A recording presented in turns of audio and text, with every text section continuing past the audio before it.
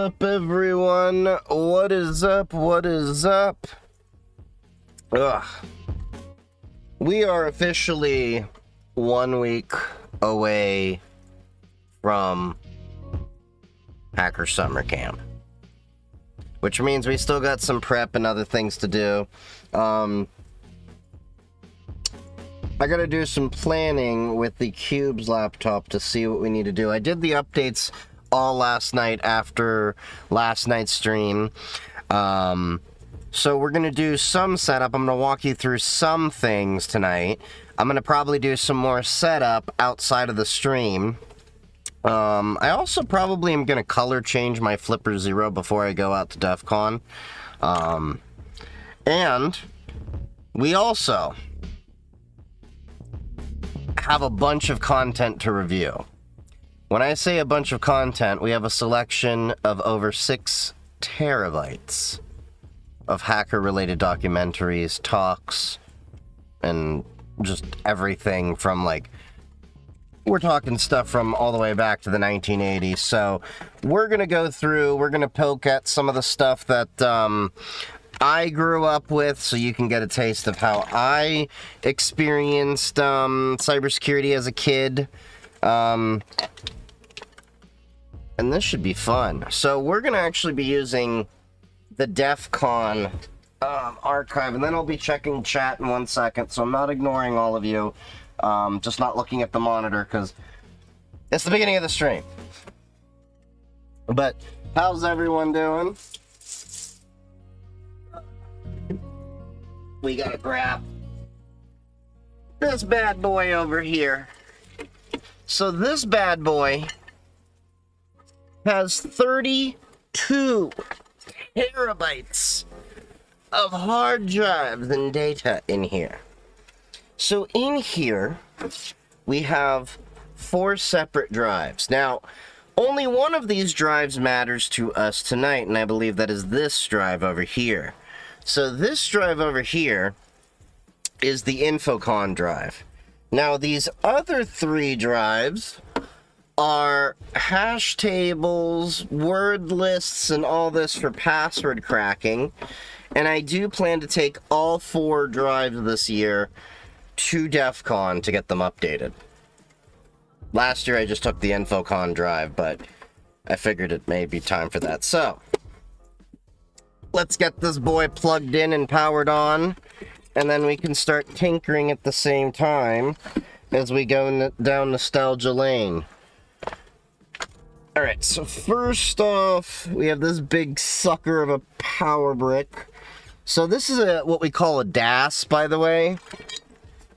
This is what we call a DAS. It's direct attached storage. You may be familiar with NAS, network attached storage. Well, this guy isn't networked. It literally is designed, to get plugged in. Now, I do have another NAS over there that I have been considering racking and then throwing these drives in, just so that every year I have new drives to collect off of. But the problem is, I don't know how well Synology is going to deal with the formatting of them, so we'll deal with them. Saving up for DAS. Yeah, Ulrico sent this to me 2 DEF CONs ago as part of the whole Infocon shebang. So shout out to them. Great company. Good product, actually. Like, I would have bought this anyway. And then, okay, power goes there. This ends up being Chief's left stream. Okay, hopefully this is a USB 3 cable. If not, we will find out soon. Threpress Games is now chilling in the lab. What do I think about Jayax certs? I mean, I hear good things. Doesn't matter what I really care about so much as what the employer you're trying to go after cares about. Wait, is that the... Okay, so if that's in... Okay. USB-A, USB-C. I always forget the hub ordering. Okay. Now, where the hell's the power button for this bad boy? Oh, there it is. Okay. He's alive! I can hear 4 platters, or however, 4 sets of platters, spinning. Hold on. I have made a miscalculation, and I have put the power supply over the headphone cable. We are working with limited counter space. Did you do certs for your cyberware? Kind of, sort of. Alright, cool. It all just initialized. I heard 4 rapid things. Wait, no, I only see 3. Where is my foe? I need my foe. Okay, so it's mounting. Oop.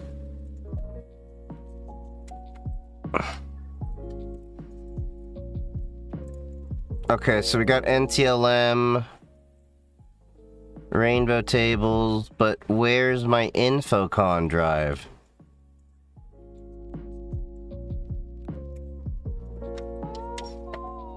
Hold on.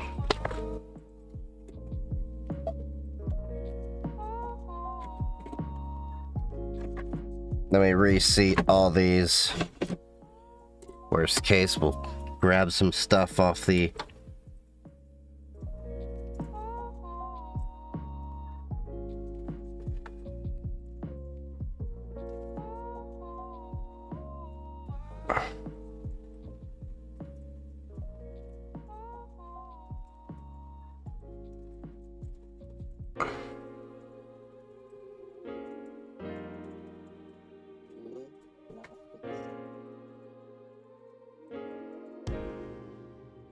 Ugh.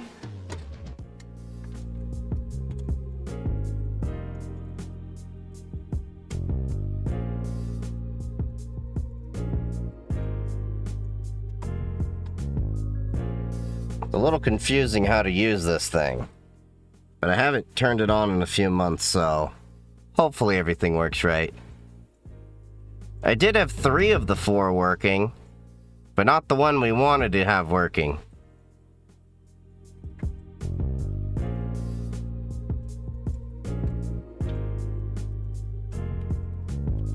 Hold on, let me see. Disks.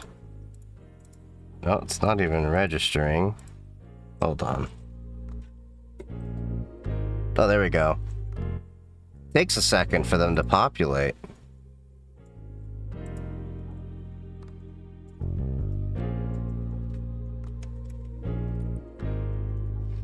I think that I need a faster cable. That might be the issue. The old classic, my USB cable isn't marked.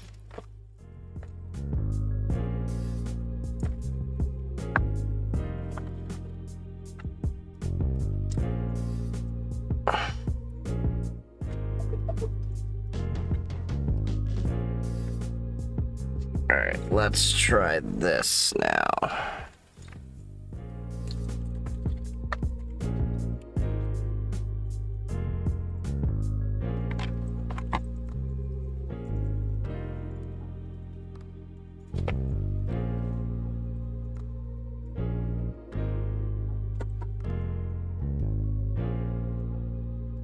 Oh, come on.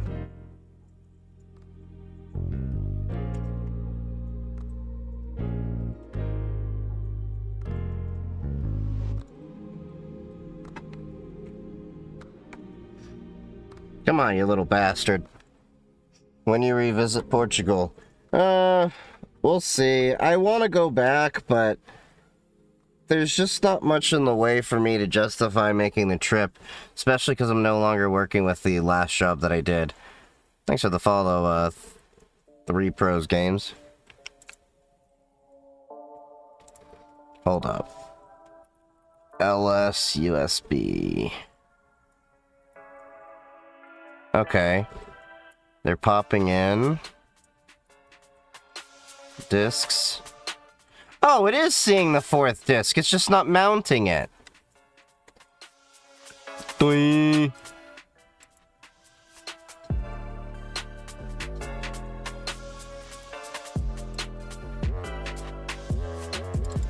Wait, hold up. That's not right. I've got 4 discs.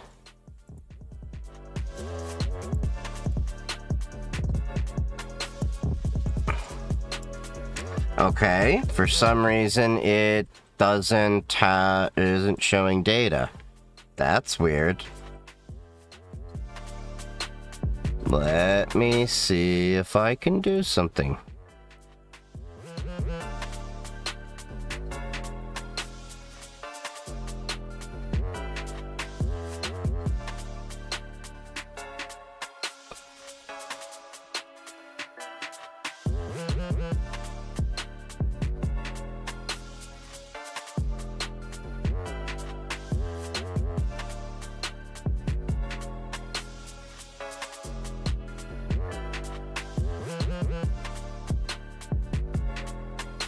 What's your opinion on AWS, AI AWS certification?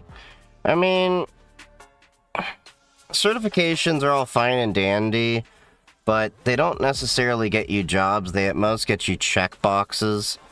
What companies are looking for, different criteria. So I'm going to look for a backup alternative here. We can go to infocon.org, and I'm going to check out the drive health of this drive. And infocon.org. So if you're not familiar with Infocon, basically, it's a website with almost all the cybersecurity conferences and different documentaries and things, and just, it's good to know. All right, so let's see. We've got documentaries. So I want to show you all, like, this is one of the OG hacker shows. This is before YouTube even existed. And this is thebroken.org. This is what I watched with a family friend that, like, kind of taught me some concepts. A lot of the things don't really apply as much anymore, but it'll still be fun to learn. Your opinion on Spectrum, are they good ISP? They suck, but all ISPs pretty much suck. It's a matter of which ones suck less. Alright, let's see. I should be able to... Okay, I can play straight off this.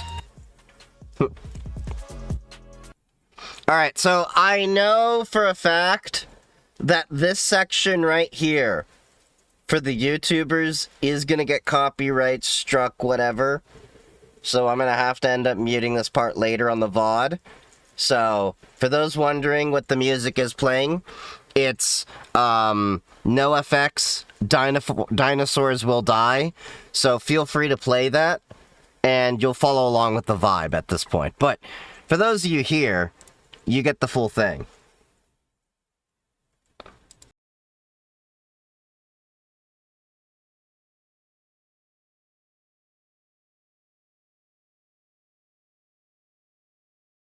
Top of your head. That was like with an like. Let me let the play. I'm gonna ruin the vibe. Crumble, see the drowning, watch the fall. I feel just terrible about it. The sarcasm, let it burn.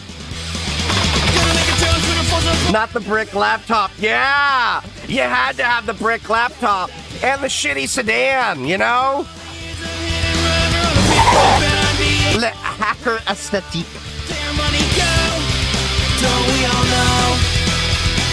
And that's Kevin Rose, by the way. Look how young he is. There went $3,000 out the window.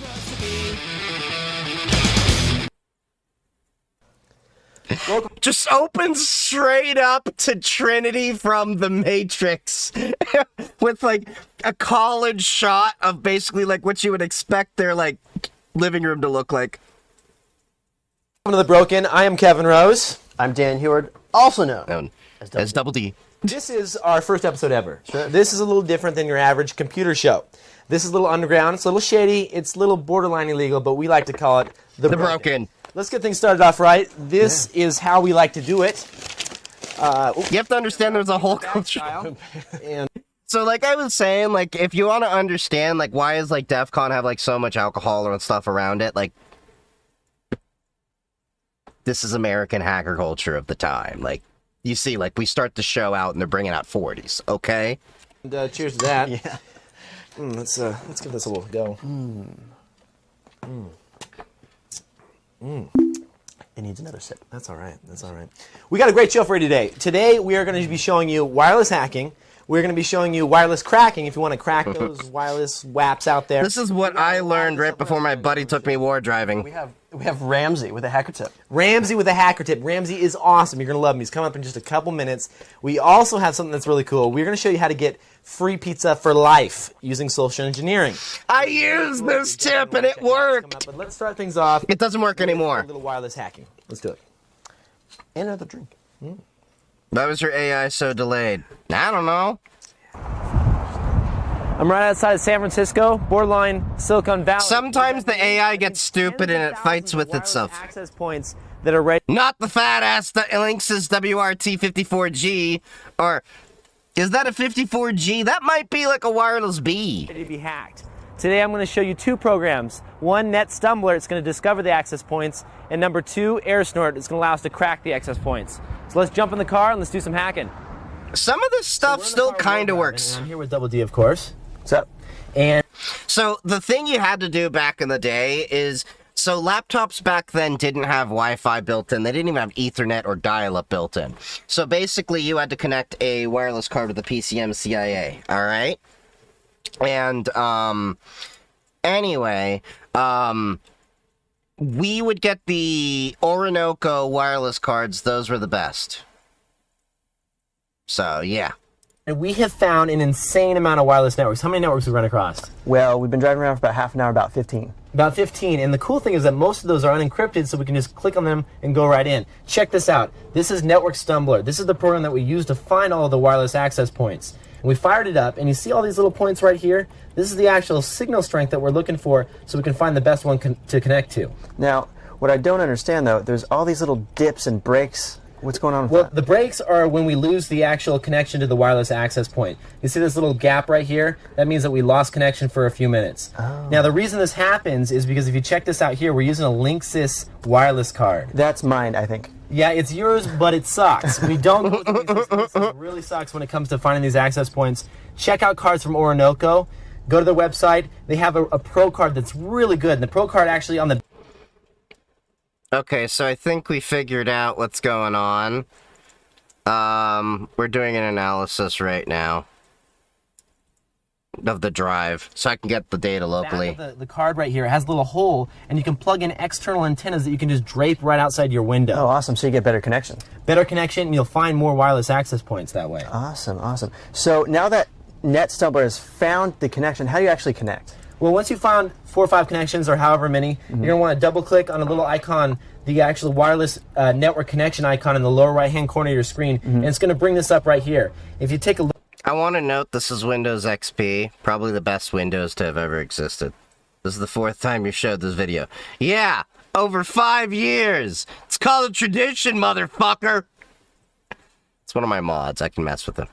look here. Here's the different wireless networks. You can see there's about 4 or 5 of them here that we have available, and we can actually click on these and then connect to any one of these wireless networks. Now, one of them says Linksys, so I think it's probably safe to say that it's unencrypted. Yeah. Back in the day, that was safe to say. If you're keeping your SSID as Linksys, that's not a good thing. Most people are going to know that to get in, it's admin. Admin is the username password for the administrative console. That happens all the time. We found a lot of those so far. Now, for those that do encrypt them that are other than Linksys, right? How do you get past that? Well, if they're using web encryption, the way we're going to get past it is we're going to use something that's called Air Snort. And Air Snort is going to capture all these packets and then eventually crack that password. In fact, let's do that right now. I'm going to shut this machine down. We're going to put in Linux. We're going to fire up Air Snort, and let's crack some passwords. Awesome. The soundtrack. Now you have to remember, this is before like we had proper copyright and everything. So like they did all this stuff without any permission. They're just like, we're just gonna put this song on because the internet was a wild west. This was 2003.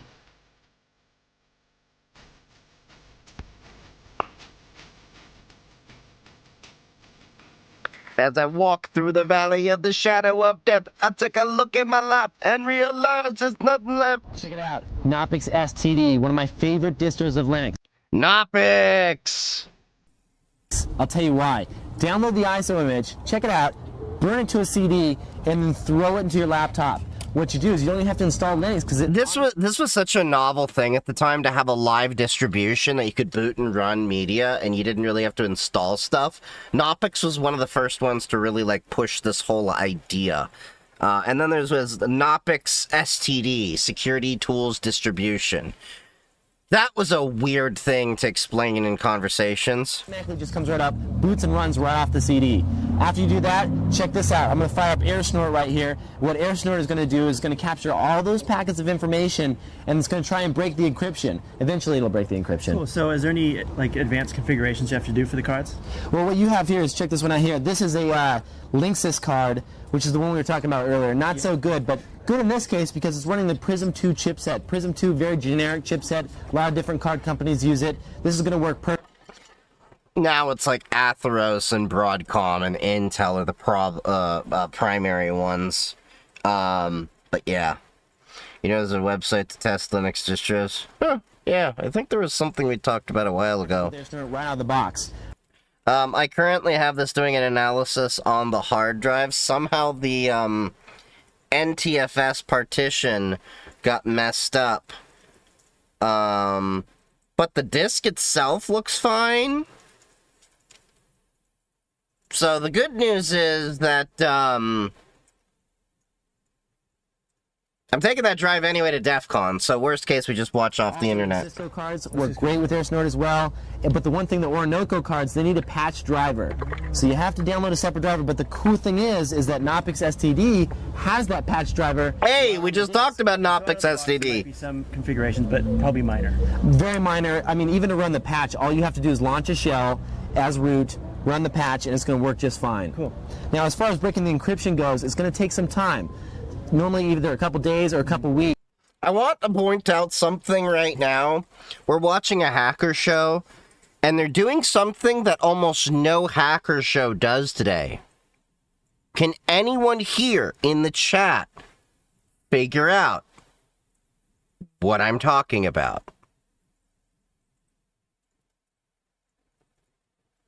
Anyone? They're outside and they're touching grass. Like, I want you to think about this. They could have done this whole video inside the studio or whatever, and then they, well, not a studio. Like, this was back in the days when there wasn't really much in the way to monetize. Like, kind of was like the hope that you get picked up on the internet to get on TV. Like, Daniel Tosh and stuff. But what you can do is you can save your session. That's going to save all that information, then come back to it at a later time. So if you're on your lunch hour or something like that, like I do, right, then you can come back and eventually break that encryption and get cracking. That's all there is to it. Yeah. Okay, so what I don't understand is I was at my buddy's house and we tried for like 2 days to break this web encryption. What happened? Nothing happened? No. Well, what happens is there has to be a certain number of what's called interesting packets. We call them magic packets, but basically the same idea. Magic packet I think is something else, but we call them magic packets for a different reason. Anyway, you have to be around like basically very active networks to capture most of those packets. So the easiest networks to breach were businesses because they were the most active. At one point, my friends and I had a list of all the wireless networks around the city for us to get at internet whenever we needed. This was before, like, you know, even really 3G was all that popular, and, well, 3G was just coming out, and then you had free Wi-Fi was kind of hit or miss. Pre-2010 algo organic video discovery, missed those days. Yeah. Shout out to E-Bombs World, y'all! That AirSnort captures. Let me give an example. Let's say you're at a business and there's four full-time employees surfing the net via wireless. Okay. They're going to generate approximately about 1 million packets a day of information. Just standard web packets going across the wire. Now, what happens is that during that time, they're going to generate what's called interesting packets or weak keys, as AirSnort calls them. Now, AirSnort has to have about... That's why we call them magic packets. Because abracadabra in it open sesame. Crack the web encryption. Now, let's say there's 4 full-time employees. They're only going to generate about 120 weak keys per day. So that's why it's taken so long, because since there's only so many per day, you have to do it for many other days after Exactly. that. And how many people were on your friend's network? It was just my friend's network. If it's just your friend, then you're not going to near generate 1 million packets a day. I see. So it's going to take like a couple weeks. So that's why Yep. I said in the segment, it can either be just a couple of days if you have, like, let's say, a business that has AirSnort that sugar. people accessing the wireless network at one point, or it can be a couple of weeks in your friend's case where it's just one person. I see, okay, cool. What's coming up on the show? Build the motherboard. Once I swap, I want to learn cybersecurity. Can I without learning to This is code? Ramsey. Yeah, I mean, it helps to learn at least a little Check bit. this out. This is okay. You have to understand. This is back in the This is the early 2000s. There was no political correctness or shit like that. So Ramsey is Egyptian. They leaned into that fucker hard. Like if you watch OG South Park, you know what I'm talking about. Ramsey, you're going to see him. He's awesome. Check this out.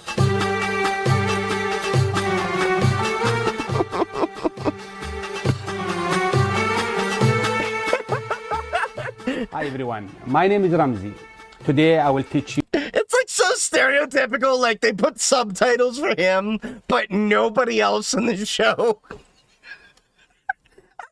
you how to download Whereas the software I use is Kaza. Huzzah! Plus. Edition, I like Kaza. Why? Like because it is ad-free and no spyware. I remember Kazaa. Find somewhere as I will search for Bonzi Buddy. Oh God, Bonzi Buddy! If you know, you know. OGs know. See, now I download. It's free, but Bonzi Buddy was your AI companion before AI companions, but not really AI. It was just straight up spyware. be careful. Some software costs money. Thanks everyone. I am Ramzi. That is your hacker tip of the day. Peace to the broken crew you all lead. Have a nice day.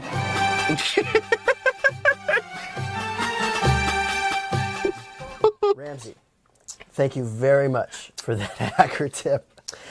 You lead, Ramsey. You lead too. So what we got coming up? We're talking social engineering, and what that means is, think about it. Social means using your social skills, and engineering means to work in ways and get information. So you understand, like, watching this, you're like, Chief, how did you learn? Like, how can I do that too? And I'm like, because the ways I learn don't exist anymore. That you wouldn't normally be able to get. So what we're going to show Like, we're learning about social engineering. Pizza. Very basic, but it gives you the good groundwork, good concept of exactly how social engineering works. That's great. So let's check it out. It's 12:37 p.m. What does that mean? It's lunchtime. Right over my shoulder is a pizza. Now what we're going to do is I'm going to wait outside the pizza place and wait for someone to go inside. I'm going to follow them in, acting like I'm with that person. Now the most important piece of information that we're looking for is their name. So we'll listen and see what name. Not us, like, this is like before. Do you realize, like, it's like, hey, we're recording us kind of doing a crime before, like, everybody was recording themselves doing a crime just for the clout on Instagram and everything. But we're like, oh yeah, we're doing a crime for educational reasons. Place the order under. Let's do it.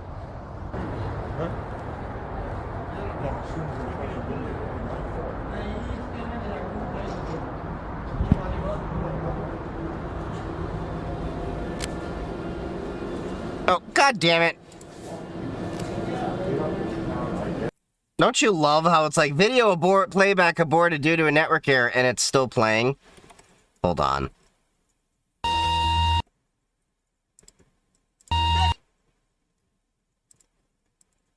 Let's go back. Hold up. Where were we?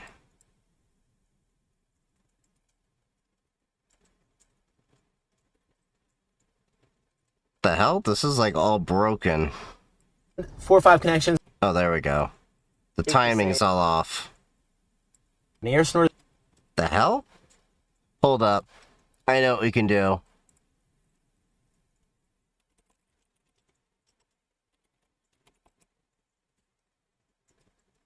Oh wait, no, we'll do this in the, it doesn't matter.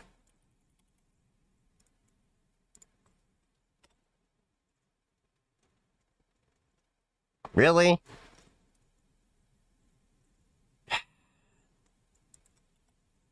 You're gonna give me issues doing it that way? Fine.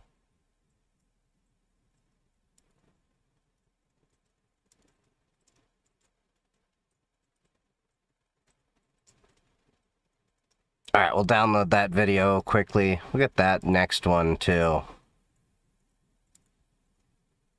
And then we'll check what else is there.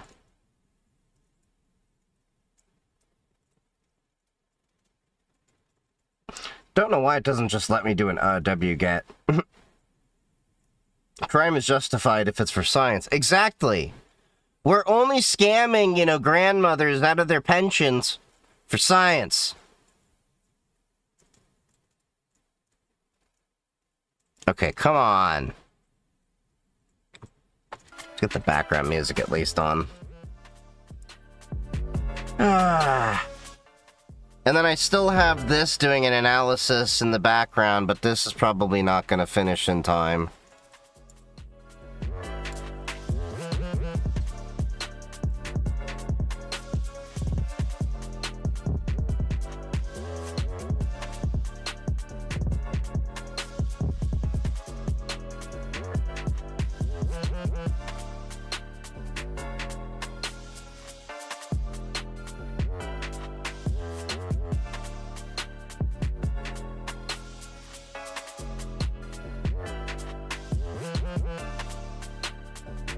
Cool. Alright.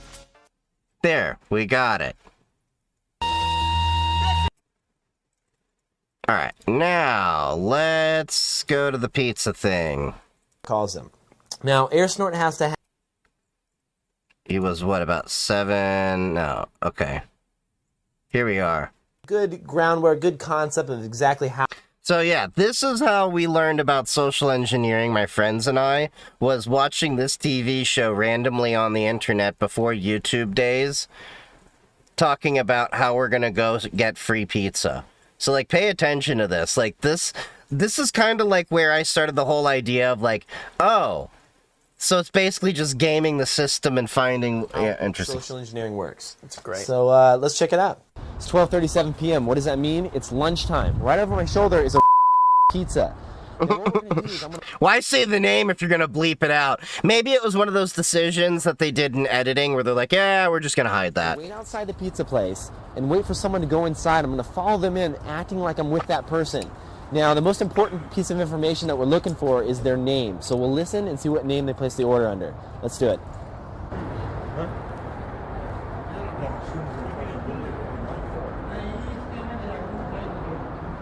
Okay, so he's going into the restaurant. Now, cameras weren't as great back then, so it wasn't as easy to hide it. Here, I'm an effing pizza. Your mom's a pizza. Yeah, let's get a large, thin crust. Ah, the days before noise processing.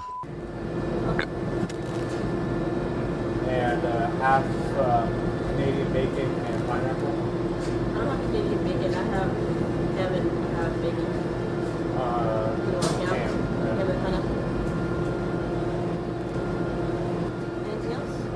Two. Okay, so they got the order from the guy.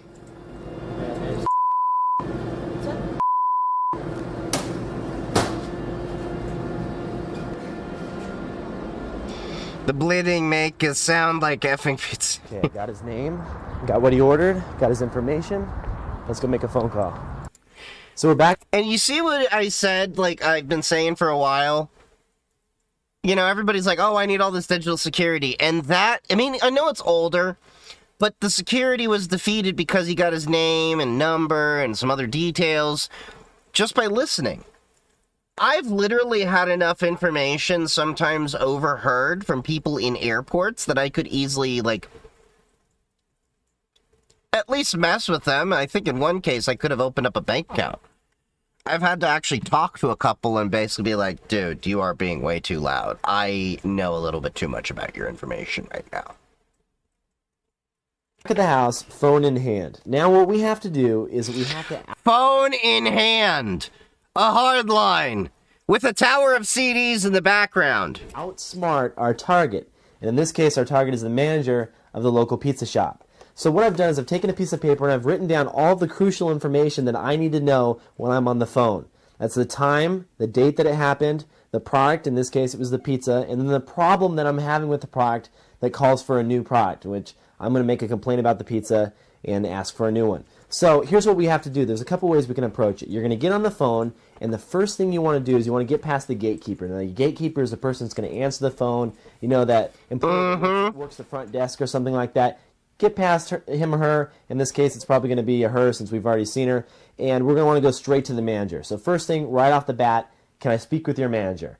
After we do that, we got to start talking to the manager, present a problem, and then ask for a solution. Say, well, what can you do for me? And then if you don't like the solution, if they say we're just going to give you a discount, push a little harder until we can actually get the pizza that we want. So this will apply to all different types of social engineering. Let's give it a try.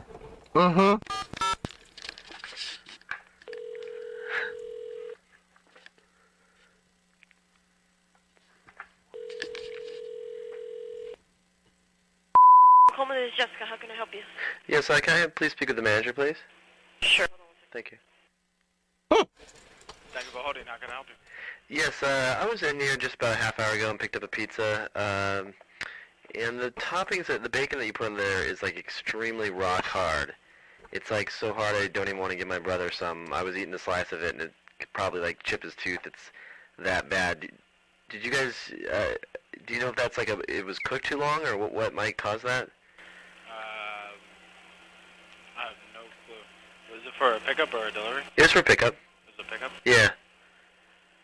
I just wanted to call and let you guys know about it just because. So I remember like doing stuff like this back in the day, and we would go and find a payphone around the corner, and then we would rotate different pizza shops. And one of the tricks that I had was I would actually make a complaint about a pizza that I would overhear, because what happens is most of the time people would order pizzas with like pork products and all that. I don't eat pork. I'd make a complaint about the pork product, and then I'd just say, can I just get the pizza without like the pepperoni or the, you know, that? I get the pizza I wanted. I wouldn't want anybody chipping it. It was the bacon?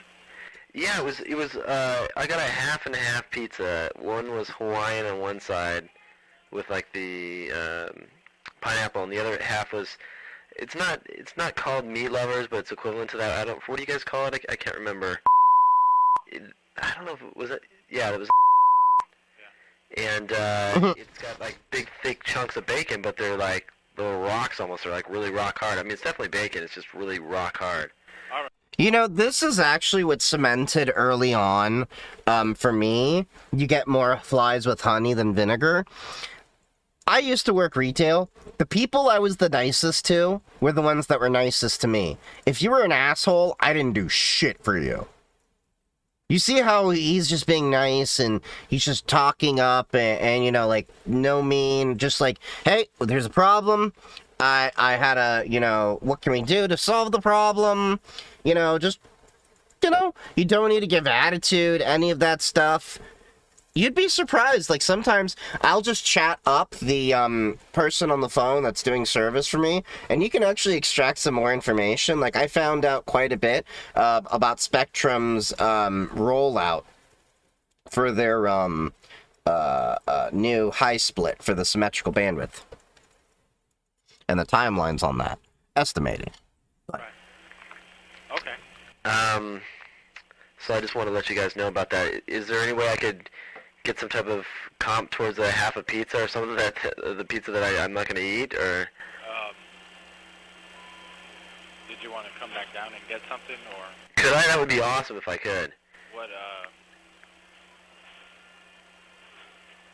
what would you like? I'll just take the Hawaiian kind with the. I know you guys don't have Canadian bacon, but the ham and pineapple. Yeah, exactly. It was under the name of the girl that was taking our order at the front counter, I believe, when we came pick it up. I'm not sure if we told them or not, but. Do you realize we're watching one of the first ever internet scam call videos? Before there were scam call video genres? So you just want the whole thing to be ham and pineapple? That'll do it. Okay. All right. So how long should I wait then? It'll be about 10-15 minutes. Thank you very much. All right. Bye-bye. Bye.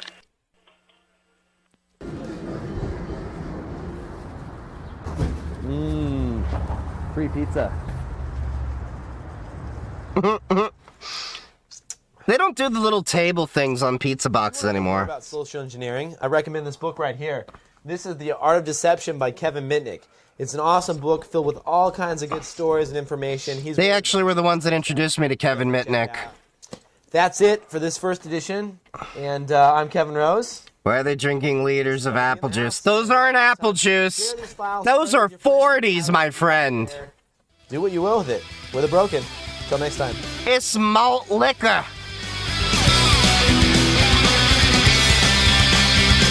You're gonna see. We got the bloopers coming up.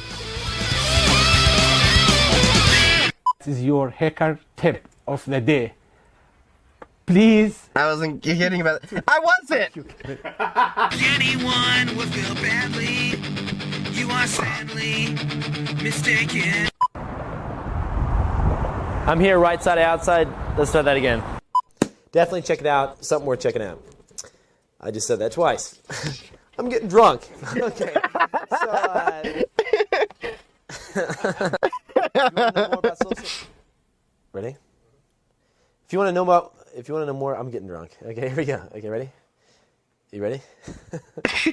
Just play this. Okay. You want to know more? You want? Hold on. We're gonna definitely play this. This is gonna be in there. Okay.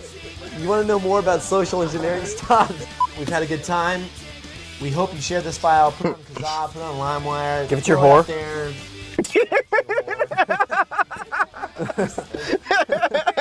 Yeah, this is good. Fuck, this is good.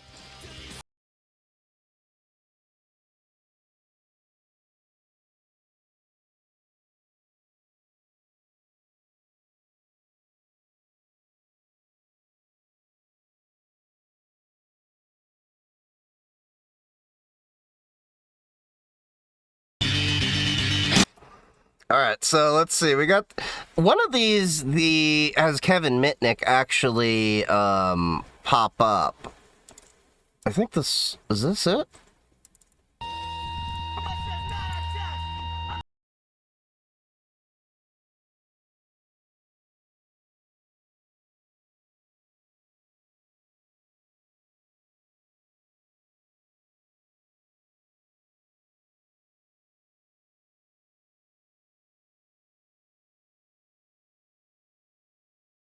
What's going on? Keith, what's going on? Who has the file? Wait, what the hell? What'd you do, Dan? That's symbolics, man, because I do not have... okay, Where's I have episode some raw 2? footage. I have some Where's raw episode 2? Is this episode 2? Well, this is some raw footage for you. This is hacking with Ramsey. What happened with the show? Where's I haven't seen this one. Shit, God damn it. Dude, look, let's just put in some footage. Dude, the only good episode. What do we have left? We got hacking with Ramsey. This is the one where he's having some problems with his girlfriend. Funny shit. Yeah, let's check it out. This is hacking with Ramsey. I don't remember this. We'll get this all figured Oh out. shit! Check it out. I don't know what happened. I don't. You had that shit last. Bitch ass trick.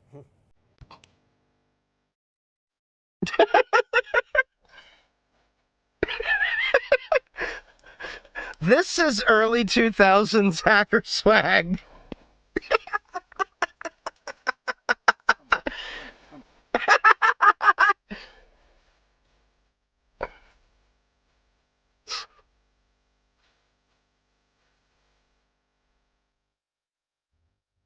Hello again, my hacker biatches. I'm back in the house. That's me, Ramzi. Do you hate it when your girlfriend locks you outside of the house, especially when it's cold outside? Nobody, no blanket. Oh wait, no, I remember this. But I will show you today how to create a door buster for only 20. I remember this. You go buy 3-inch handle amount on the out. This is how I learned this.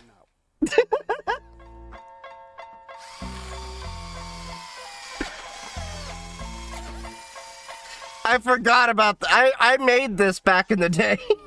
My friends, because we were stupid.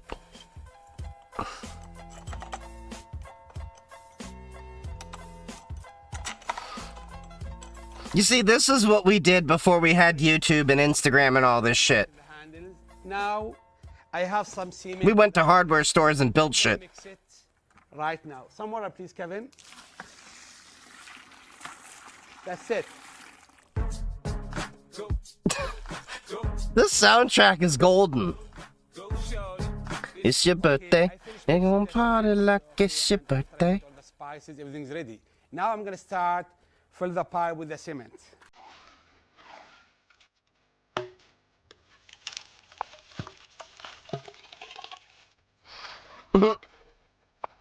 This is gonna make it heavy and you can't break in any door. I'm gonna start working. I love how, like, back in the days, we were just like, hey, yeah, crime on the internet? Why not? We'll make it in a free video. Ready to go. Where's the camera?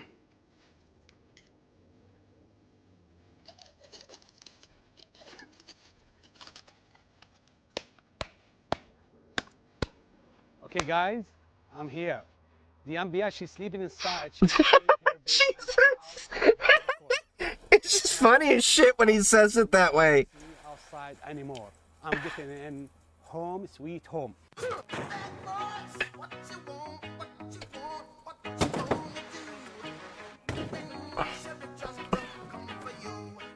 Hi, baby, I'm home. Hacking with Ramsey. Ramsey, thank you so much for that great segment. Hell yeah, knocking down doors and shit. Hell yeah, cheers to that. Check it out. We've been a little slow on new broken releases, but we got to tell you, we're working on some pretty cool shit right now. We have some great stuff coming up. I'm Double D. I'm Kevin Rose. Until next time, later. Peace. All right, let me get episode 3, because that one actually had Kevin Mitnick. That one will be really interesting to show you guys. Hold on. I should have been downloading that while I was doing this, but... Meh. Wait. I think I did... Yeah, I did download something else while we can wait for that. So this is from 1983. This is apparently like War Games. If you know the movie, there were actually serious fears about like, oh, is this stuff actually likely to happen and everything? They had to calm people from freaking out. This is the program audio circuit from NBC London.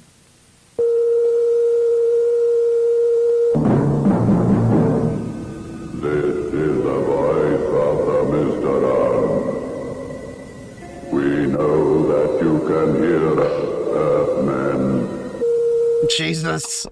The government says no classified information was released. The computer raiders say they were inspired by the movie War Games. Now, does all this mean we have a major security problem on our hands? Well, an expert talks about computer raids, and that's next. Mind you, this is 1983. Systems that were portrayed in the movie War Games simply are not penetrable by a microcomputer. Wow. We're in. It thinks I'm Falcon. Shall we play a game? Let's play. I still love that movie. I should watch that again sometime. Nuclear war. Fine. All right. Sure, it may make for great movies, but as we told you earlier, fact came a little too close to fiction in Milwaukee recently. Some whiz kids actually managed to dial their way into a computer at a nuclear weapons lab in Los Alamos, New Mexico. The lab says no classified information was compromised, but the question remains, could it really happen? With us in Washington, Robert Edwards, a computer expert who's worked with the military and with computer systems like the one in the movie War Games. Isn't it funny that, like, 30 years later, we're still talking about, like, no, this is Hollywood, it can't really work like that. Welcome, Mr. Edwards, to Night Watch. Thanks, Felicia. That specific scenario, I think, is extremely improbable. Why is that? Well, there are some very technical reasons, but I think the bottom line is really the fact that the military communications and command and control systems that were portrayed in the movie War Games simply are not penetrable by a microcomputer. They're set up in such a manner that they are dedicated to the kinds of functions that they are performing, particularly the ones there at Cheyenne Mountain in Colorado. So what you're saying is they are geared up to expect people to try to get into them. They're designed in such a manner that they are, in essence, closed systems. People simply can't get into them because they are physically designed. Imagine this is like 1983, and you're having to explain to people what air-gapped systems means, and, like, having to explain, like, I want you to think about this, like, this was a whole new world in the 1980s. My dad used to tell me about this, where he was doing stuff that people literally did not understand, and they'd be like, oh, those computer things are never really going to change the world, and I'm never going to have one of those computer things in my house. And sure enough, here we are years later. To be gotten into. Now, come on, if people design the system, then people can get into the system. Isn't that the bottom line? That's true. Certainly any system designed by man can be penetrated by man, but again, we're talking about the That's what she said! In the War Games movie. What do you think the people in Milwaukee did to get into the nuclear weapons computer system? Well, it's highly probable that they did something that again, we in the business call permutation programming or password decomposition, which is a very arcane way of saying that they just simply got the computer, their computer, to peck away at the security system of the computer that they were going after until it was able to gain access. That's basically the system they used. He just spent several sentences explaining brute forcing.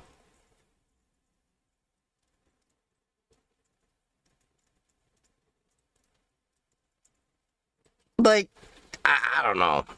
In War Games. That's exactly what they did in War Games, right? That's exactly what they did. They kind of backed into the system. They said, well, we think maybe this may be the key to the lock, and let's try this one, and let's try this one, and let's try this one. Just playing, just fooling around. That's exactly and that's how hackers are. Programming is, except you're letting the computer do that, and it does it very, very quickly. It can execute an awful lot of attempts in a very, very short period of time. You have a computer there. Can you show us what they might have been doing? And while you're doing that, can you tell us some of the other methods that people might use to get into a system, other than actually having a keyboard at home and pecking away? Well, in this particular case, I have a microcomputer. This particular one happens to be a televideo, but it's fairly typical of the kind of microcomputers that you buy, the IBM personal computer and that sort of thing. Fairly typical. What this particular system is currently set up to do. For the 1980s. It has what is known as an auto dial capability. And I've gotten it set up now so that what I have to do is simply key in the word dial. I key in a telephone number. Think about this. Back in the day, you had to actually call for the internet. Actually dials a telephone number for me. I don't physically have to dial anything. Now, what this is doing is most systems, and the one that we're dealing with, I think, at Los Alamos is a... Back in the day, my dad told me you had to do a thing where you had to, like, rotate the dial enough times until you actually got to where it would get to each digit. You would have to call in the phone number, and then you would have modems where you'd have to get the handset and slam it down basically on there, and it would hear through the ear set there. So back in the 1980s, what he's talking about, I mean, you're probably sitting there like, what the hell is this? Well, auto dialing back then was revolutionary because that was the first time the computer could do all the dialing. This is like the precursor pretty much to touch-tone phones, because more or less that digital tonal signal as to what each digit is like the precursor to a lot of this stuff. As an example of that are what are called dial-up networks, and it's exactly that. You can literally dial up the computer from your telephone. And that's what this computer has done right now. It has dialed up another computer, and it's talking to it, or it is capable of talking to it. Now, what happens then? It's amazing that, like, we had in the 1980s to explain what we feel like is so rudimentary, basic knowledge. But yeah, it's really wild. Last time you seen a payphone? I've seen them around. I've seen them for sure. They're not that often, but I've seen a few around, and if you go to the call center village at DEF CON, we have a telephone booth, and we invite you to put your stickers on it. Remember an old site call, Cyber Army, talking about social? Yeah. Sorry, the TikTok chat apparently did not show up. I got it fixed. Once the computer has been dialed up, what you do is you simply execute a very simple program that says, for instance, if the password system in that particular computer is a 5-digit password, or let's say more commonly, it's a 9-digit password and it's your social security. More press, well, let's explain everything. Well, you have to remember, this was back in the day of, like, you had to actually learn how to speak eloquently and have a vocabulary and learn how to convey your message, and you didn't have the ability to just Google things. You had to read it, you had to prepare, you had to actually know this stuff. Like now, I mean, we've had our attention so rotted by TikTok and everything.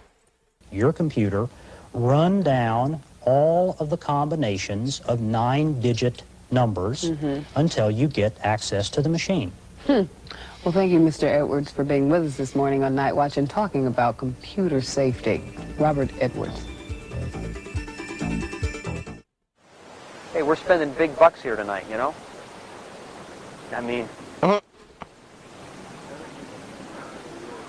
Boy, there's an attractive blonde over there. Oh, boy, everybody turned around for that. What the hell? She has to be Republican. Only Republicans have blonde hair and wear blue coats. Democrats are brunettes. They don't have... What is this? What? I didn't know that was in it. Okay. So this should be the third episode of The Broken, which I think this is the one that has Kevin Mitnick, if I'm not mistaken. Or was that episode?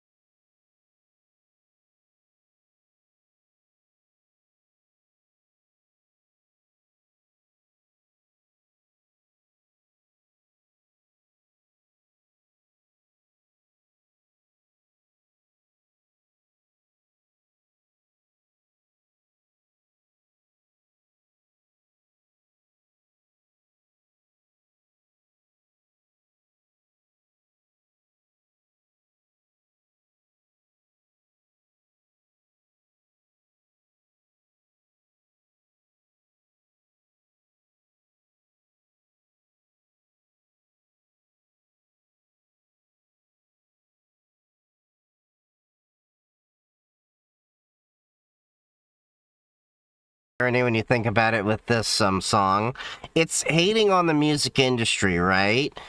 but then you play the song, and I know I'm going to get copyright struck for this, that I'm going to have to erase it from the VOD on YouTube. It's just an ultimate irony to me.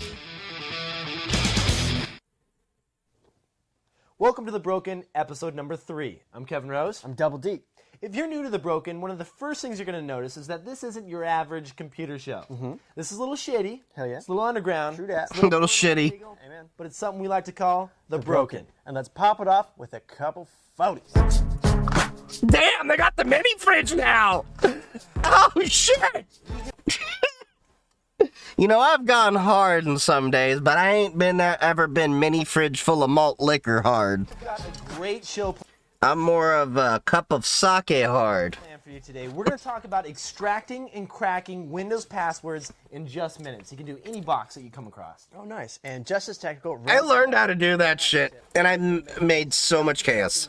Yeah, Ramsey's got a laptop that, get this, you flip a switch, and it's going to burn at 3,000 degrees molten iron to destroy all your data. That is some... Graphene OS ain't got shit on this! Oh, we're gonna delete our, data on our phone. Motherfucker, I'm gonna flip the switch, and there's not gonna be a laptop left to examine. How do you like them forensics? Crazy shit. Crazy shit. Also, what I have coming up, I'm going to show you how to mod the 3 next-gen consoles, the PS2, the Xbox, and the GameCube.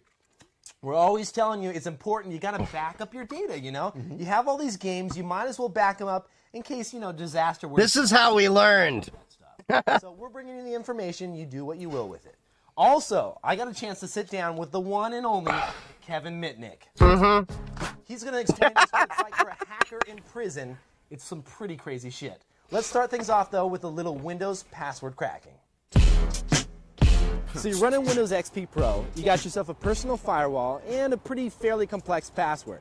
That's a good start, but one thing you might be overlooking is what if someone were to break into... Is this the SAM hash? ...physical access to your machine. Give them about 5 minutes, and they're going to have complete control over your computer. So a hacker has just gained access to your computer with a bootable Linux CD. They bypass your boot startup and run an application from the CD called NT Password. I still use this app to this day, by the way. The Broken introduced me to it. I still have used this app to this day. If your Windows machine has a local account password, you can use this to clear the password. And if they don't have disk encryption set, you'll be able to access all the files too. I used to be able to boot and run this off a floppy disk too. You see, all local Windows passwords are stored in the Windows System32 config directory in a file called the SAM. Yep. The password is encrypted and stored SAM hash within the SAM file. NT Password works by using password hash insertion. That is, inserting a new password hash that you have created right into the SAM. The hacker now simply chooses the account to overwrite and types in the new password. So the hacker now has complete access to the system. They're back in, they've logged in, they're good to go. Only problem is they can't read any files that were encrypted using the Windows Encrypted File System, or EFS. For that, we're going to need the original user's password. So, this time around, the hacker is going to back up the SAM file and crack it. So they boot from a CD running Knoppix STD, change to the config directory, and copy the SAM and system files to a cheap USB thumb drive. Now the hacker takes the files home, fires up a copy of SAM inside, and extracts the encrypted hash to crack. Loftcrack is then launched to perform a series of dictionary and brute force attacks. This is how it was done. To match, the final password is displayed. It's important to note that Loftcrack can take anywhere from several minutes to several months depending on the complexity of the password. Also, every time you change your password in Windows XP, it creates 2 password hashes, an NT hash and an LM hash, also known as the LAN manager hash. Now these LM hashes, they were used for old operating systems, 98, 95, 3.1. We used to exploit the fuck out of that. No good because they're treated as 2 7-character passwords and converted to all uppercase, so they're really easy to crack. So the very important thing that you have to do is go into your registry and make the change to only store NT hashes on your computer. To fix this, just enter the registry and change to HKey local machine, system, current control set, control, LSA, and set no LM hash. We used to have to hack the Windows operating system quite a bit back in the day. So much more secure.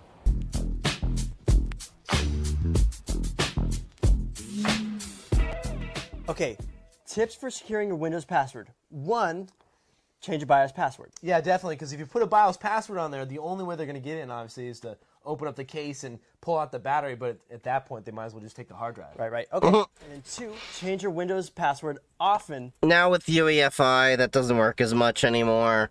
It's kind of baked into the firmware. Because it'll change the hash. Yeah, it changes the hash, and there's no way that they can get into it because there's a new hash. They'll have cracked the password, they'll come back to the machine, but they can't get in. True that. New hash. So those are a couple good tips. Also take the... That's actually why back in the day they kept advising password rotations, because they didn't have visibility into, you know, the identity and access management systems as nearly to the level they do now. So the mindset was, well, if we rotate the passwords, we can prevent any potential hackers. And that's where they came up with the 90 days, because going back to loft crack and everything, it could take up to several months with a decent complex password. tips that we have in the segment itself and apply those because you don't want anyone to get in your box. But now, it is time for Hacking with Ramsey. But we have to tell you, do not try this at home. Ramsey is a trained professional. And do not do this at Border Patrol as they tell you that they're going to be looking at your device. Trust me. Let's take a look. You'll see.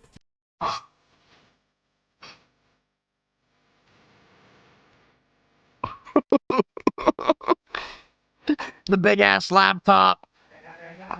It's the mother cheese. Snoop Dogg, Snoop Dogg. Na na na na. It's R-E. Yeah. You know the West Coast is back for all you suckers. So put something in there. Can't do smoking anymore. Hopefully I don't get flagged with that on TikTok.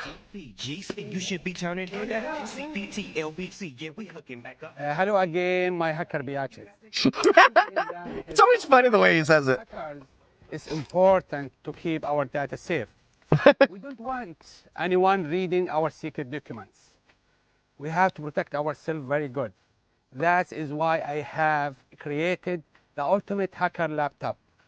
Let's say your laptop is about somebody like try to look to your documents. It's about to fall into unwanted hands. You would simply push a button. The laptop would then detonate it, destroying all the data. I want you to get in context here. This is 2 years after 9/11, and they had the Middle Eastern dude do this shit. We're going to start with an empty drive bay. Fill it with the thermite. Oh, just thermite! The detonator, wire a switch to the side. Now, after I push the button, the thermite will ignite, burn at 3,000 degrees. Molten iron destroying all the data. I mean, here, you know, the Graphene OS guy, what's his face? Sam, what's his face? You know, he didn't fully commit to the bit. He only, you know, just used the duress password to destroy the data. He didn't destroy the phone. You know? That's where we should all go. We all should be packing our devices with thermite and kill switches. I'm joking, of course, but... And do not worry about nothing. You lose the laptop, but it's okay. That's it, you're going to be safe in this way. We're going to start with the drive bay and fill the drive bay with the thermite. So I'm going to switch from construction business to gardening business. Look how thick that laptop is. Like, look how much thermite he's packing in. Okay, now with thermite inside a laptop, you're not going to be able to turn it back on. Now, I think it's full. I'll attach the... Because that shit, is, well... And... conductive. Push the button, and it's gonna burn at 3,000 degrees. In this way, your data is safe because already burned. Okay, guys, now my laptop is sitting there, full with the thermite, and the detonator is in. I'm ready to push the button to burn all the data at 3,000 degrees. Let's go see the fireworks.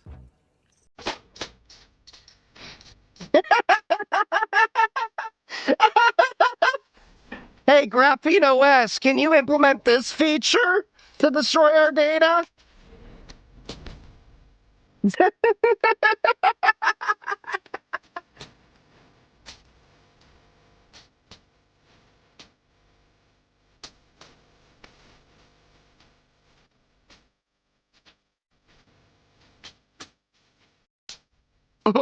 Damn.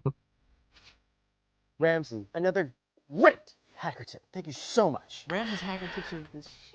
Look how wasted they are. Like, he's like, what? Like, close to one half of the bottle down. He's definitely one half of the bottle down. They be drinking malt liquor. Love those. Now, Dan, you've been doing a little bit of hacking yourself. I don't mean to brag. They're getting a little flushed in the face, too. PS2 and the GameCube. It's time to mod some consoles. But before I get any further, I want to let you know if you open any of these console boxes, you're going to void your warranty. Yeah. That's how it used to be back in the day before the Supreme Court said, nope, they are legally protected. Definitely. And we're starting off with the Xbox as our first console that we're going to mod. Called running Genshin on Matt's graphics. I used to heat the cooker. But it's not so easy. You have to remove a few screws. All right. And they're not. I actually learned how to hack my Xbox and shit because of these motherfuckers, and they got me kicked off on this. Like, the Broken actually kicked off a lifelong learning of so many different aspects of social engineering and all of that. But yeah. Non-standard screws, they're torque screws. So what you need are 10 and 20 torque screwdrivers. Okay, so after we remove all these screws, we can just pop the case right off. That we can. Let's go ahead and do that right now. All right. All right. And what we have here, we have a hard drive and a DVD drive. We need to remove those to get to the motherboard so that... Max Tor! Seagate bought them out, I think, or did Western Digital. That was only an 8GB drive, if I remember correctly. As you can see, we're down to the motherboard. So our next step is to put in a mod chip. The mod chip we're going to use is the Executor Lite. That's already installed. Which is already started. It's already fixed to the side. And as you can see, there's about 8 different solder points right down there. So 8 solder points directly to the motherboard. You have to have a really steady hand in order to be able to do this. Right. If you don't have this, I've seen another one, another mod chip is the Executor Lite Plus. Right. That you actually align. Do you like that mod chip? It's great. It's so easy just to affix it down and you're... I think I had that chip. And it's good to go. Good to go. Sounds pretty cool. And then as far as the next step goes, all you need to do is we're going to put everything back and we're going to put in a brand new hard drive. Let's do it. Okay, we've got everything all back in order, but we put in a brand new hard drive, nice fatty 120 gig. Nice. That's a big step up from the one Microsoft puts in there, which is like a 4 or 8 gig or something around there. Absolutely. So the next step what we need to do is we need to replace the dashboard called Evolution X. Okay, so we're putting Evolution X on here. It's going to allow us to run a lot of cool third-party applications such as Xcommander. Xcommander is great for backing up your games. Yeah, you put the game in and you just choose copy, and it copies all the games. Man, I forgot about a lot of this. From the Evolution X start menu. And also you can... I forgot about all this shit. Now, I do remember XBMC, Xbox Media Center, which eventually became Kodi because I ran it originally on Xbox. Like 40, 50 games on there. So 40, 50 games on 120 gigabyte. Now, these are your games. Yeah, these are games that you own. Yes, exactly. Make sure that you own these games before you go backing them up. Don't sure. go down to your local, I'm not even going to say the name of some of these stores, they'll probably see Whatever. those. But also, other cool applications. That was a thing we used to do back in the day, is we used to go to the library and, I could say it, they're out of business now. These guys were worried about getting sued at the time. Blockbuster! Just grab all the games we could. We would get them for like a couple of nights, and literally you would just back to back to back to back ripping them. And then you drop them on your computer, you know, your box, and then boom. You had this awesome collection of many, many different games. And then eventually you could do N64 and other emulation on the Xbox. Media Center. Right. That's pretty cool because you can... Is that you when you're younger? No, this is Kevin Rose and Double D. All of your movies, you can even... Now, this show did influence me to do a lot of the stuff, because, like, this is 2003. Okay, 2003, 2004-ish. I was 12, 13 years old. Even the Broken. You can put the Broken on here and stream it right to your TV. Absolutely. Now, so much information, all this information you put together, what was the best resource that you found? The best place to go is xbox-scene.com. Gives you tutorials, everything you need to know to get this done. Excellent. Let's close up. We're done with the Xbox. Sweet. here we are with the PS2. What we're going to do is put in the mod chip, strip it down to the motherboard like we did with the Xbox, and we're going to put in the mod chip, but pay attention. It's really tricky to put this stuff back together. Let's do it. Pay attention. Goes through and speeds up, taking it apart. So here we have the motherboard out. We have the mod chip installed as well.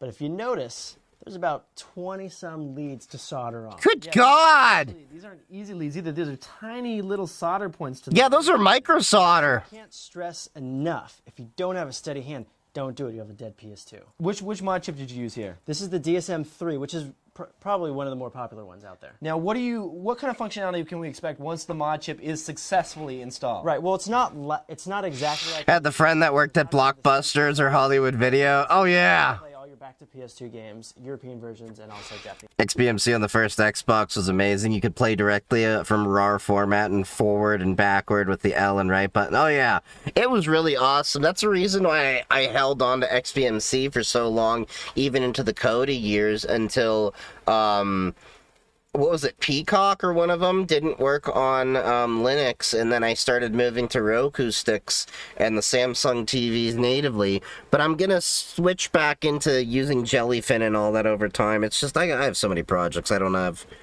enough money to go around nor time. Now, we've also seen some other little tiny third-party applications, such as little media centers and things like that, that you can add on, but not near the functionality of the Xbox. Absolutely. So just make sure you have a steady hand, and it'll be good. Yeah, the PlayStation got further in being used as an actual computer with the PlayStation 2 Linux kits, and I think they had a PlayStation 3 one. The Xbox, though, overall definitely dominated the media center. I have a belief, and if I'm not mistaken, somebody can confirm this, that Xbox turned the Xbox One more into the way it is as this media center device because of Xbox Media Center and seeing what people were doing with the original Xboxes, in the same way that the jailbreaking scene is what resulted in the Apple iPhones of what we have today. That's all there is to it. Okay, time for the GameCube mod. All right. There's a few things we need. We need a GameCube. We got the GameCube. We need a network adapter for the GameCube. Yeah, this one you're going to find at any little local game shop, your standard network adapter. Flip the GameCube upside down, push it in, it's installed. Couldn't be easier. Nice. We also need some secret files. So yeah, the secret files, you're not going to be able to find, well, you can find them. They're around, floating on the web, but we just can't say anything about it. Yeah, we're not going to give them to you. Also, what you need a home network. A home network, and you also need a video game for the GameCube. You may why do they have to mention a home network? You have to understand, at this point in time, a lot of people literally would get a modem and then connect that modem directly to their computer. There was no router.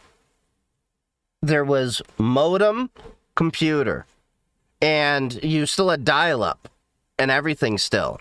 So around this time, Ethernet was not that common in the household. So when everybody's like, why is Chief making a big deal that he grew up and had 10100 Ethernet and, you know, all this? And it's like, everyone that grew up around my age knows, dude, that he was living in geek, heaven and nerdvana.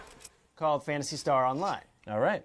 Oh yeah, Phantasy Star Online. Hold on, what did they need that for? Upside down, push it in, it's installed. Couldn't be easier. Nice. We also need some secret files. So yeah, the secret files, you're not going to be able to find, well, you can find them. They're around, floating on the web, but we just can't say anything about it. Yeah, we're not going to give them to you. Also, what you need a home network. A home network, and you also need a video game for the GameCube called Phantasy Star Online. Right. Interesting to jailbreak the GameCube. On our local machine, we need to set you need Phantasy Star Online. Okay, you give it an internal IP address that isn't routable, like a 192.168. Exactly. Like that. Exactly. Okay.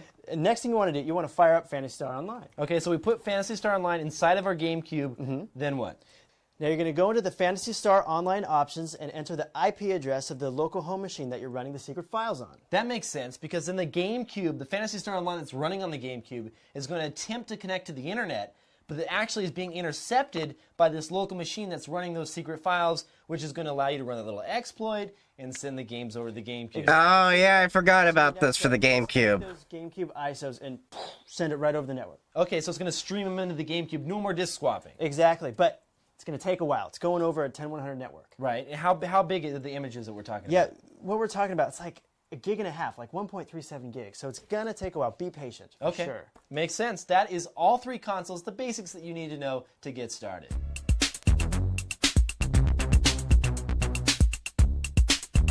Now, what's it like for a hacker in prison? The Broken talks to Kevin Mitnick. Check it out. All right. So, Kevin Mitnick, thanks for... That is the Kevin Mitnick. Great name, Kevin. Yes. One thing we have very much in common, that and our love for all things hacking and computer security. That's right. That's right. You are definitely the most renowned hacker of our time. There's no doubt about it. And a lot of people wonder, where did you learn all this? How did you learn to become a master? Holy shit! I kind of they're at DEF CON. I think they're at a DEF CON. Like, no shit, I think they're at a DEF CON. I'm looking around and I'm like, this looks like a Vegas and I'm like, oh shit, they're at DEF CON. I'm like, of course it makes sense Kevin Mitnick is at DEF CON. So, let's see, 2003, 2004, this would have had to have been... Let's see. If we're in 34 right now... Yeah, I'll have to double check that. Master social engineer. Is this something that you practiced growing up, or? Well, before I became involved with computers, I was involved in a hobby called phone freaking, which is basically like It was DEF CON 11. Cool tricks with the phone network, and I was first introduced. Yeah, that was Alexis Park. It featured. Yeah, and the United States Marine Corps was involved in the CTF this year. Yeah. Okay. Makes sense. I'm like, yeah, that makes sense. Okay. I was first introduced to social engineering by another phone freaker, who basically told me that he can. Bro! I just realized, yeah, it is DEF CON. He's wearing Look at that. I think his his jacket's DEF CON. And by understanding their terminology, their lingo, the way they do business, that you could obtain information by pretending to be one of them. So that's where I first got started, and I was kind of self-taught. Once I learned the basic of the fundamentals of how it worked, then I just developed that skill, if you want to call it a skill. How did you turn that into computers? When did you start getting involved with PCs? When I was about 17, well, that was before 81. It was a couple of years earlier, back in 1979, is another student at high school who incidentally was an amateur radio operator, because I had a hobby of telephones and amateur radio, which is kind of like advanced CB. And I met this other student who said, I'd probably really like computers. The CB radio operating, phone freaking, that kind of all played into computing early days. And at first I wasn't really interested. And then he introduced me to the computer instructor who asked, well, have you had trigonometry and blah, blah, blah. I said, no, I haven't taken those courses yet. He says, well, you can't get into computer class anyway. So then my friend was... Oh, Jesus. I forgot about that. Yeah, computer classes used to be, like, really dickish back then, where it's like, oh, you have to have all this other crap that wasn't really related, but yeah. Some of these cool tricks, right? Even accessing computers through DTMF, and he waived the prerequisites to let me into class. When you did... Yeah, handles came from CB days. Yeah. My grandfather had a handle. He's the one that introduced me to, like, CB and ham radio and all that. Hacking and social engineering. Did you ever enlist the help of friends? Did you have like a community that you were part of? Very small, 1 or 2 other people. And usually, like when I was doing a lot of the hacking, I'd have like one other. Bro, I called it! I called it! They're at DEF CON! I was like, bro, this looks so familiar! Because these are like the little meeting areas when I would run into people. Because, so some of you don't know this, but once in a while, I get people that hit me up or even at DEF CON, there'll be students and stuff and be like, hey, I need to interview a professional or something like that. I actually do make time for students that have reached out here and there. Not always. it also depends on how they approach me and things like that, you know. But yeah, anyway, sometimes people are like, hey, I'll be at DEF CON, I'll be at this hotel, can you meet me at this lobby, you know, so that we can, you know, chat and I can ask you some questions. And, you know, like, some people are like, well, why would you do that? I'm like, dude, I'm in a group of, like, a few people. It's not just me. There's, like, several of us. We're all hanging out and talking and all this. So, yeah, this is DEF CON. This is DEF CON 11, maybe 12, maybe 10, somewhere around there, and they're sitting down with Kevin Mitnick. So, like, this goes to show you, we're about to go to DEF CON in a week from now, how important this event is, because you never know who you're probably going to run into, and I have a feeling they may have reached out to him and said, hey, we're going to be at DEF CON, or they're like, hey, we ran into each other at DEF CON, and that's happened to me a few times, because I've met, like, Ham Radio Crash Course, I've met Naomi Brockwell, I've met quite a few people, throughout the time, and Deviant Olam actually commented on one of my YouTube videos today. I saw on my little thing.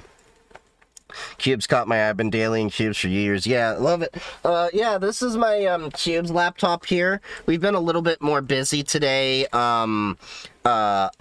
Just going into Hacker Summer Camp stuff than working on this laptop. I'm probably going to end up setting up more of the laptop while I'm at work.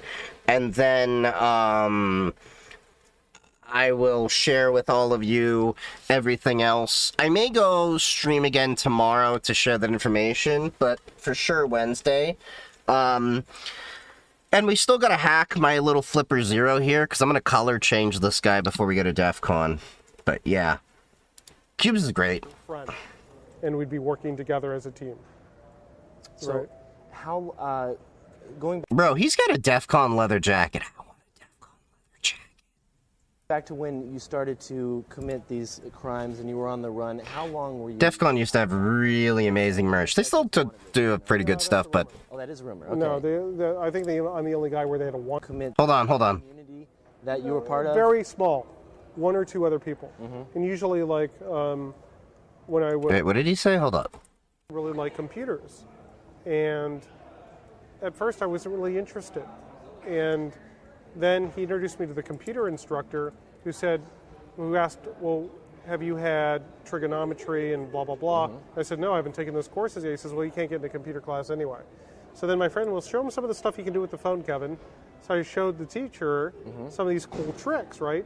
Even accessing computers through DTMF. And he waived the prerequisites to let me into class. You did some of your hacking and social engineering. Did you ever enlist the help of friends? Did you have like a community that you were part of? Very small. One or two other people.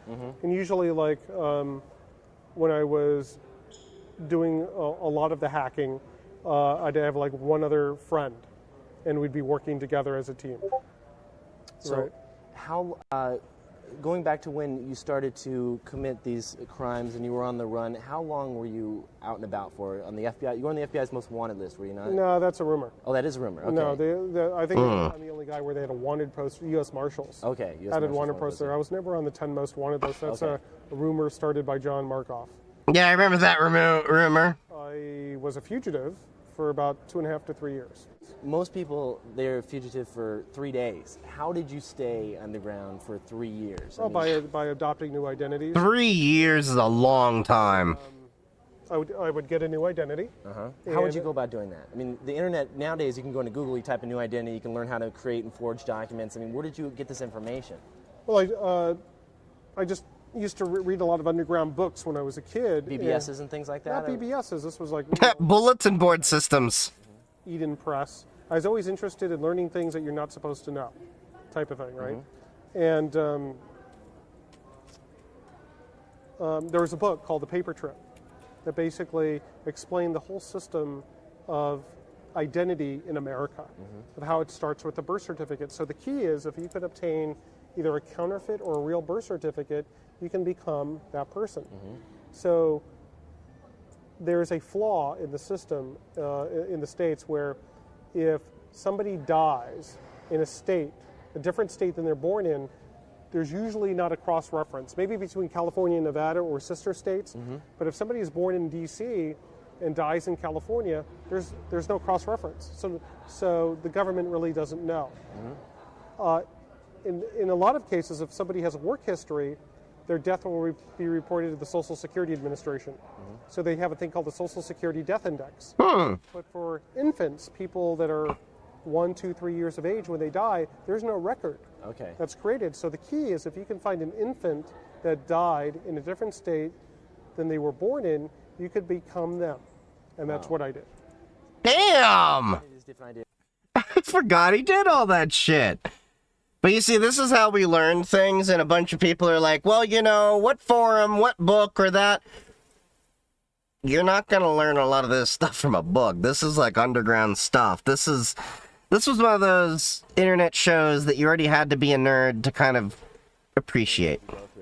About 3 or 4. So I knew the system so well, and I knew their vulnerabilities, so I exploited them to create any identity I wanted. I'd go move from city to city and obtain legitimate jobs and to support myself. Now, how did you know when it was time to switch identities? Or did you feel like pressure, like this one might give you up, or? Well, actually, in my first time, I left that job, and I figured, well, if I'm changing jobs, I have to go look for something new anyway, so maybe it's a good time to switch up. I see. Okay. Look at this guy, expired young Snowden. Yes.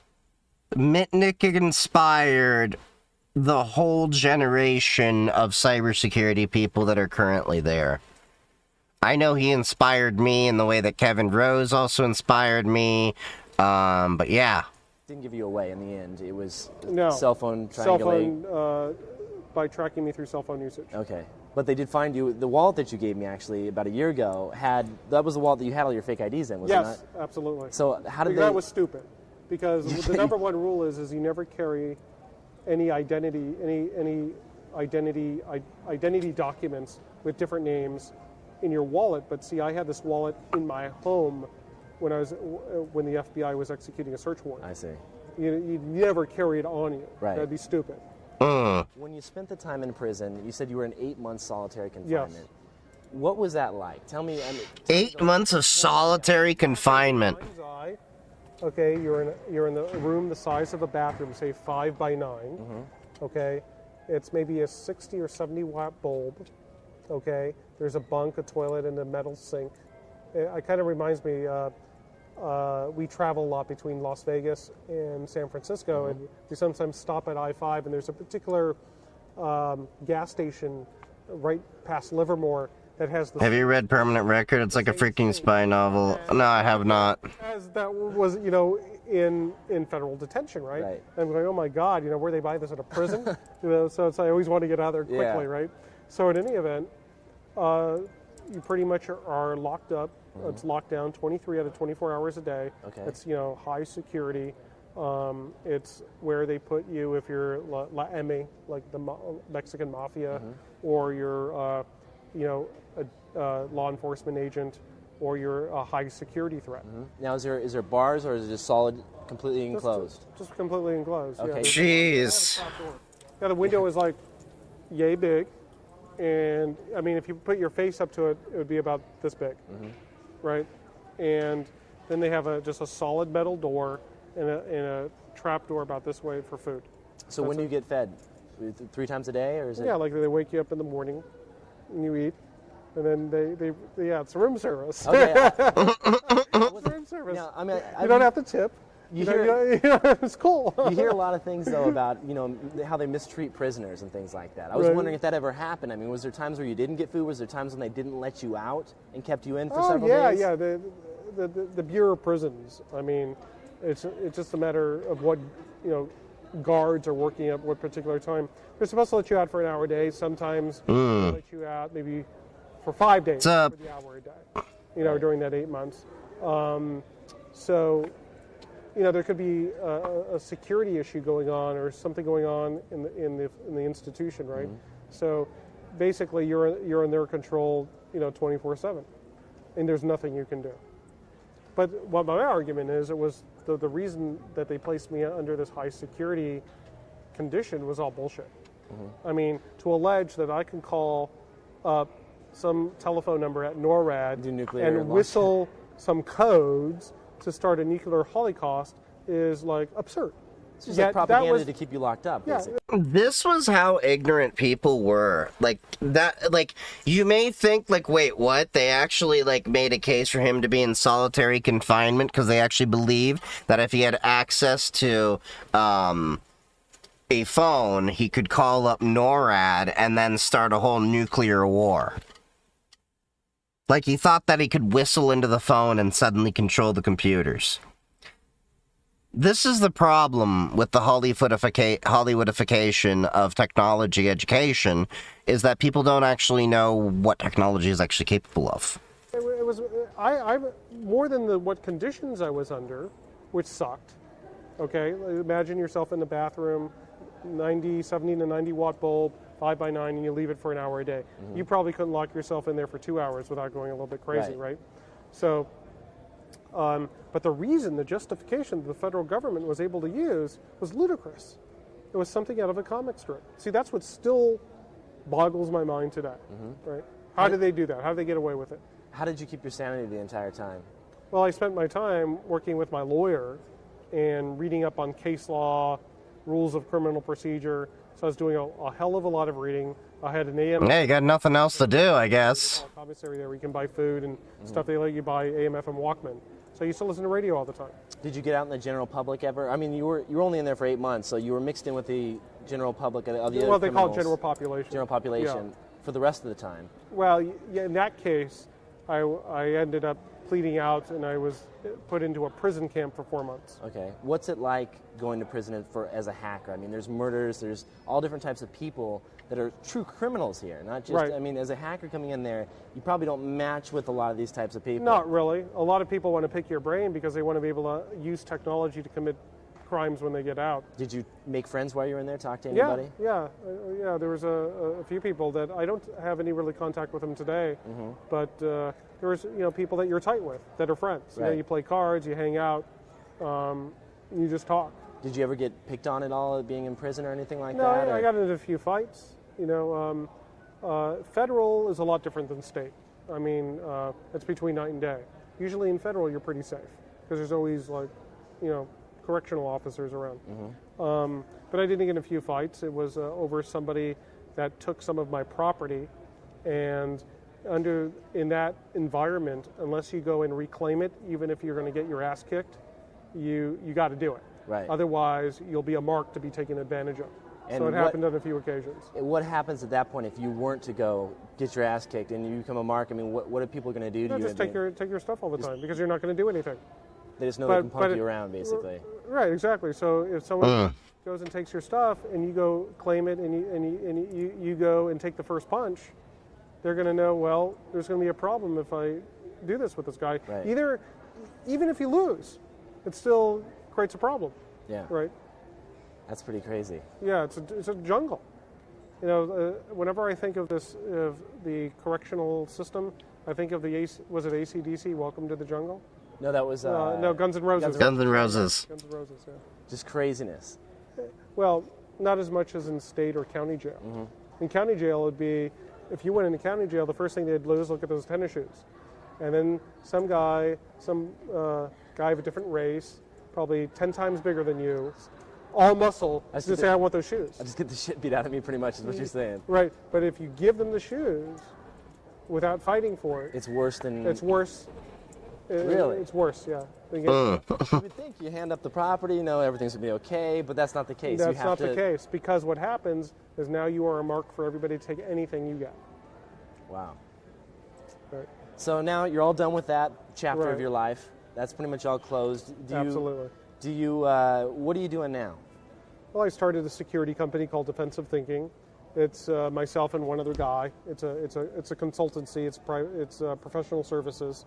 I travel around the world. I do talks, mostly on social engineering and other information security, or about myself.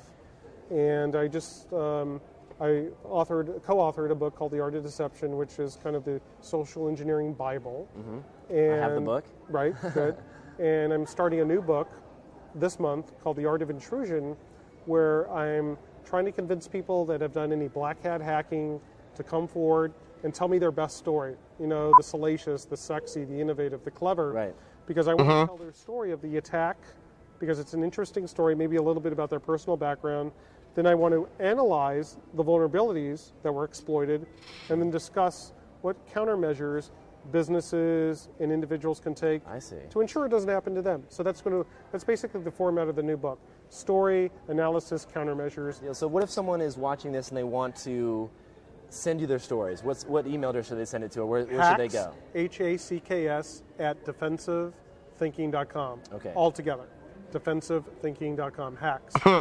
Hacks at defensivethinking.com. Yeah. Kevin Mitnick, thank you very much. Hey. But you see this interview? You had Kevin Rose and Kevin Mitnick meet each other. This, as I said, he's wearing a DEF CON jacket. This was in DEF CON, I think DEF CON 11, looking at the time, maybe DEF CON 12? Maybe? Either way, I think this is Alexis Park. This is the ones that my mentors used to tell me about was really awesome because you would really rub shoulders with people like this all the time. And this is why I tell all of you, like, DEF CON is a really great place to go. You meet people, you hang out, you never know who you're going to run into, what you're going to talk about, or things like that. I had a bunch of people that, like, messaged me, like, hey, I saw you while you were doing a CTF and I didn't want to disturb you. And I'm like, dude, you could have just come over and said hi. I mean, no sweat off my back. We're just tinkering. Although the Aerospace Village CTF did humble the shit out of us. Great to be here, Kevin. Thank you. Hope it was a good interview. Very good. We'll see you again soon. Okay, thank you. Right. That's it for The Broken episode number 3. But listen, if you want to get notified of new Broken releases, when we put out new stuff, sign up for our newsletter at thebroken.org. But most importantly, tell all your friends, put it on Kazaa. I don't give a f*** what you do. Pirate it. Just get our name out there. Until next time, I'm Kevin Rose. Double D. Later. Cheers. Like, that's how different it was back then. They're like, yeah, pirate our video. We don't give a fuck. That's how it was back then. It's like, we don't give a shit. Just boost the fucking signal.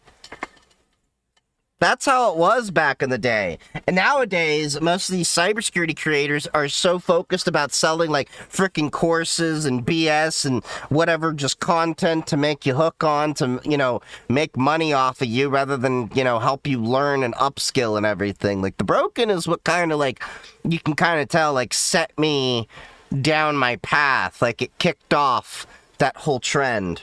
So, yeah, I mean, that's part of what Hacker Summer Camp Watch Week is. Now let's see the bloopers.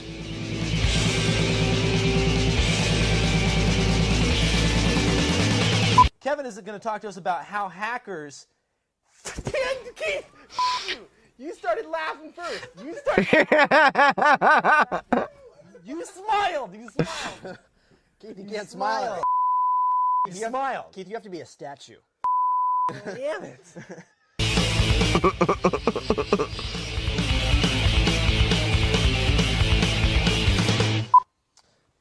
There we go. You're welcome. You're welcome. Don't burp. You haven't even drank yet. You're welcome.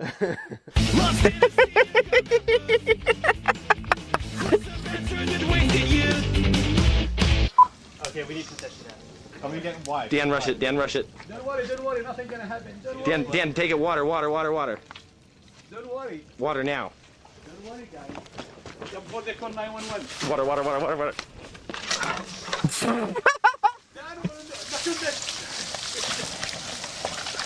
Yeah, it's together in the side. Boom! Fucking awesome. Oh, I used to do shit like that with my friends. Shut up, Ramsey.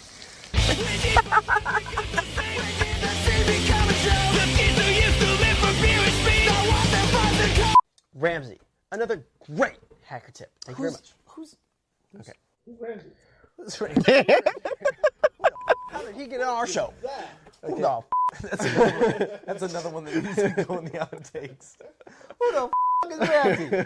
And how the hell did he get on our show? Ow, it's in my hand. Ow, button. Dude, this is all... God damn it, ow. This hand hurts like a Dude, your mic's on. Dude, your mic's on. Ow! Damn, I hit it like right on the button. God damn it. Keith, shut that shit off. It reminds me of like shit I used to do with my friends in college.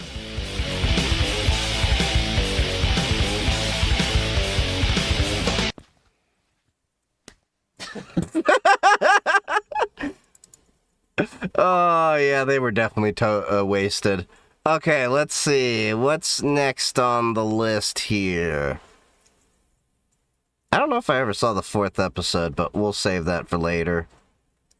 I'll just download that now. We can pull it up next one. What's this? Welcome to the scene. Oh, we had Hack TV. That was a whole thing. Let me see. What was... I'm trying to remember. What was Hack TV? This is a while ago. So, the video is like really like for some reason the codec's not working right.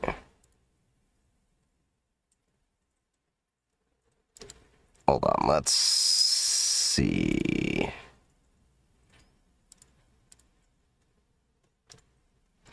We'll see. No, not bookmark. I wonder if when I open it up locally using the media player to work. VLC M player. I have both. We're using VLC, but that's inside the browser. So it was using whatever's local to their stuff. And then I'm still doing an analysis on the hard drive as to what happened to the partition. So that's probably going to happen overnight. That's what's slowing us down. Is all this crap. Let's see. Although they have a README. Topics, hacking, computers freaking. Hack TV was started in the summer 2003 as a video project by the DDP. The show would feature a few segments by different users, as well as occasional anonymous submission. As the name would imply, the show focuses on computer-related hacking, but also dabbles in phone freaking, lockpicking, and urban exploration. Just total test scenario. None other than using dual parallels, using his old school freak. Okay, so that's just a test video that they did. Alright, so let's try. Yep, that was it. It was just the website codec, the web browser didn't like the codec. So this is from... And I'm gonna test out a new box, do some real stupid shit. And it's gonna include a little urban exploration as well. So, why don't you come... Hold on 1 second. The browser, for some reason, behind keeps breaking through. along. We're going to be trying out a new box called the Flash Box, and it's kind of pointless, so we'll be right back. Whoa, freaky shit. Now, this is just the test episode they had for Hack TV, so we'll see. I don't remember a lot of this shit. But then again, a lot of the stuff that I was watching with friends, I got drunk. See, we got a lot of phone lines. There's some 120. Here's the Flash Box. And we'll also use your everyday Beige Box. So I'll be right back after it's set up. Okay, so that looks like an old telco. Complete with size 32 rubber band. You know the hand sizes? That's a size 32. Phone card, payment cash. Thank you, Meek. And then the tone dialer. Right there. The 43, 140, 145. I have that tone dialer. It's not an A yet. The 146 is the 33 minutes. And the last prize is a refrigerator magnet. Quest Broadband. But it'll straighten out. This set it'll straighten out. Refrigerator magnet. Okay. And here's the VR. Unfortunately, we have to sell for $5. It's expensive. We're making about $1 an issue right now, and it's all going to go to number 2. We've already got issues going for number 2, so Who's buying the first one? There you go. All right. You want to do that? We'll do the name and the hat thing. Name and the hat thing? Yeah, might as well. I didn't change anyway. I'll do that. Oh, it's awesome. Yeah. Bro, 2600 magazine? Ha! Hold up.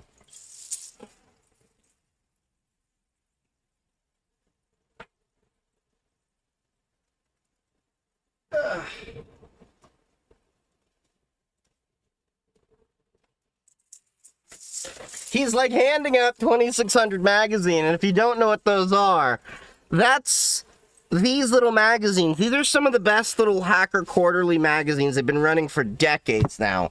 But basically, inside of each of these is people submitting all sorts of stories on various hacks and whatever else they've been doing. Let me close this so it can stop popping through. I'll move that over there. Alright. But yeah, like, this is literally how we would learn a lot of stuff back in the day. Because the internet, I mean, the internet as we know it didn't really exist. We had bulletin board systems and a lot of stuff. But a lot of the meetups, I mean, a lot of the, like, actual knowledge and everything with user groups were meeting in person. Think about this. Back in the day, in order to learn more about computers, you had to go and meet people. Computer tinkering was a social activity.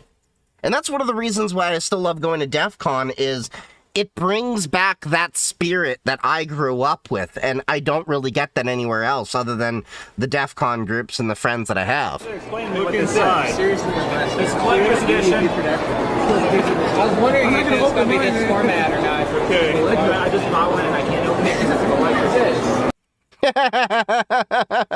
It is a collector's edition, and the layout is... I thank everybody. It's going to continue. It can only get better, I promise. We use the freak note.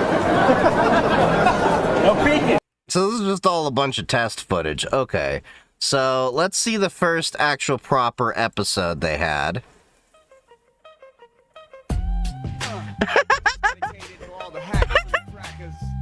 You know what I'm saying? If you hear this, I want you to bump this. Do your dirt, dog. Do your dirt. You could fill a stadium with cats using shit cracked by radium. Liquid sky. Oh, this is peak 2000s aesthetic. Life was whacker. Software we could never stack for. We were floored by these evil hordes. All the best shit we could never afford. The internet and MP3, they set us free. I'm downloading Windows and me right now off FTP. I'm a security professional. Because I'm everywhere.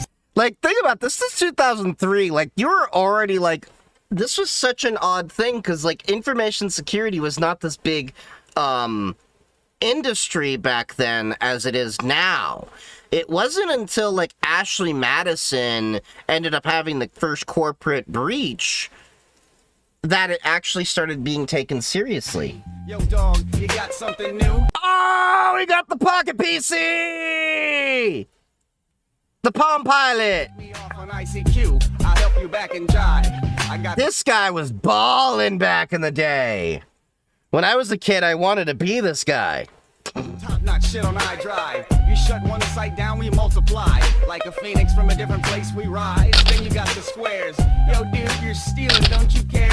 LOL, bitch, I got a terabyte of wares. I like my files zip or rare. I'll download 700 segments from 1,000 sites. I'll drink coffee, snort speed, I'll stay up all night. I'll hack your company site in black and white. Ghost ISPs, find me, please. Just a bunch of binary. This is dedicated to the hackers and the crackers. The ones that... Thanks, G, for setting us free. You know, it's funny when you think about it, like, everybody thinks of, like, cybersecurity professionals and everything as, like, these people that, like, don't go outside and all that. But that was very much not the case back in the day. We had to go outside and network and meet up, and then we'd go party and rave and all this other shit. Like, you just saw the dude, you know, skateboarding. There were a lot of skateboarders in the community. I used to do rollerblading, and I was doing a bit of aggressive inline. If you in a fag pose, in your digital stance, getting firewalled ho. Cause I'm riding the net in my 6'4". I was a dick with my 56. Now with my cable, I'm Sun Microsystems! Holy shit! on the digital highway. My name is Neo and I'm a hero. In a flash, I'll school you on burning dreams. Stank dog.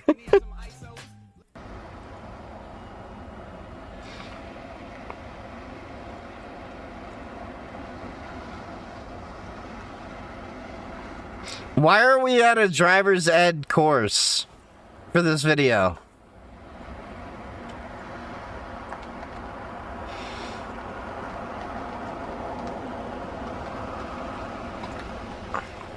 So how's the war driving going?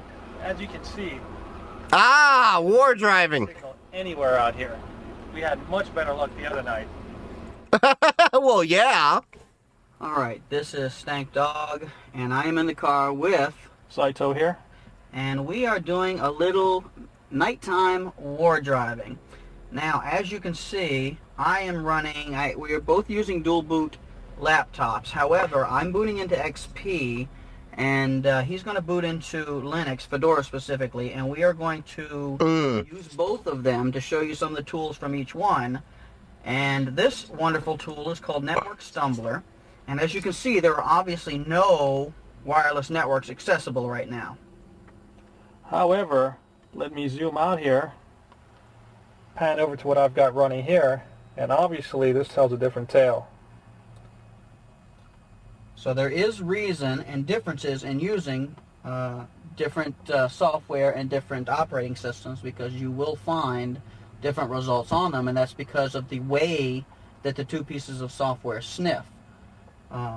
Net Stumbler is infamously known for not picking up as much because of the style of sniffer that it is. Now we will find something. Did you like that? See, it did find and will find without shouting out, as you may have seen on the screen there. But it's not the best for finding a network. However, we will find a couple different types of networks to demonstrate the reasons and some of the usefulness of the different tools that, believe it or not, are good and can be useful for XP. So we're going to see if we can find something good and come back to you and show you some of the good stuff. Alright, so here we are driving, and Like, this is old school, like real old war driving, how we used to do things. You didn't have tiny devices. You had to have a full-on laptop with an antenna draped out your window. You had to fiddle with a whole bunch of software. There wasn't the ability for a lot of us to just go to GitHub and grab a lot of these things. It was a very different time. It was a community effort. You had to, like, know people and get into groups to, like, get a lot of this information in the very same way that, you know, DEF CON kind of feels and reminds me of with all my friends and how we go hacking for things. once the car slow down a little bit here. Linksys, obviously Linksys, because that's what NetStumbler is telling me, has popped up. And let's bring it back here to Kismet. And yep, Kismet. I have to apologize for the screen bouncing. That would be my driving causing that. the red line there is what has just appeared, and it looks like we've got an IP to associate with that access point. Now, NetStumbler, which we have here, focus. We have security, by the way. Security.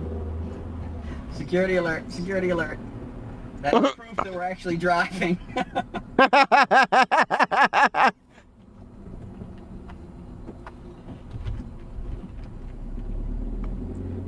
NetStumbler works in what you call an active mode, constantly going out there, probing for networks. Now, a problem with this is that if anyone is monitoring this activity... You know what's amazing is we used to have to use a whole big-ass honkin' laptop with a decent power compute, and I literally can do that with this handheld device here. Everything they're talking about, I can replicate on this handheld device here and do it better. It's really mind-blowing to just realize how far we've come. Your network, it'll see unauthorized activity coming from this, whereas Kismet works in a passive mode, meaning that it does not go out there and probe. It waits for activity to come to it. Yep. That's why we're seeing all these networks here. I prefer passive scanning. And we have not driven very far. As you do a little bit more driving, you'll get pages and pages of hits. And as far as the active and passive, the terms that you might have also heard is noisy. They say that NetStumbler is very noisy as opposed to... Does it use Wireshark? I can install Wireshark on here. I actually do have Wireshark on here. That is in Stank Dog's list of networks to browse for in Windows XP. That's why you're seeing this here show up. Could me and a buddy build a home lab and practice breaking into each other's home lab, or would that be a bad idea? Just wondering, because you can't exactly hack your local pizza place anymore, right? Well, I mean, you can, but you shouldn't. But, look, as long as you have permission on the networks that you are engaging in, there's no issue. The issue with going around and targeting companies is those companies have not given you permission. If you're with your buddy, and your buddy's like, hey, I'm going to mess with your network, and you can mess with my network, and then you both agree to that, everything's fair game. You agreed to that. Of course, if anything goes wrong, that's your fault, but you agreed to that. It's your network. Alright, this is Stank Dog, and I'm buttoning up because it's cold as shit in Florida in December. So, let's put the camera on the... You can't even run a port scan without permission. Yay, that's a real gray area. Behind you, that we are at a very popular commerce location known as a mall. So, this is usually a pretty good place to find lots and lots of networks. However, since these are more publicly accessible, you notice from looking at the screen that most of them are web encrypted. Am I correct? That is correct. Anything that's green in Kismet has web enabled. The other thing is, if you look at the ones that say no SSID, they're intentionally not broadcasting their SSID. We have a total of 21 networks, of which a majority of them have web. And that's a lot of packets, too. For the few seconds that we've been out here, a few minutes. Yeah, and people literally used to drop their laptops and just scan for shit. That Commerce Central area and driving to a little bit more normal, typical retail area with some strip malls and some companies and some factories, and we'll pick up a few more things around here that are more likely to be unencrypted and publicly accessible. So if you take a look, war driving was so much more fun back in the day, because nowadays all you can really do is see, oh, there's a Wi-Fi network, oh, it's got WPA2 or WPA3, or what's the Wi-Fi name, you know, you can kind of map it out, do a, you know, a GPS map and everything. But back in the day, you used to be able to do a little bit more with it, because you either had no encryption, so you just walked right up to the network, and then you could actually be curious and see what was on the network. Then you had WEP encryption, which was relatively easily crackable. So then you could do some fun things to, you know, get into networks. And then eventually you and your buddies would have a list of different houses and businesses across the city that you have free Wi-Fi access to whenever you need to. And we would all share that Excel sheet every time it got updated. strapped in the back seat is the XP box, and you might notice, I can't turn and look, but you might see by now, I think I just heard a network pop up on it. So we're going to find someplace here to pull over and see what kind of networks we have. Can you tell if it's encrypted? Can you tell if it's... I believe... What factory? Yes, we have found a couple more, but yes, they are web encrypted. As soon as the camera focuses, we'll see. And again, when we stop, you'll get a better view of this. It's because war driving involves driving. It makes it a little bit difficult. But you can also see on the screen in front of you that Kismet has also picked up the same. Was WEP CPU or GPU intensive as far as cracking? Either or.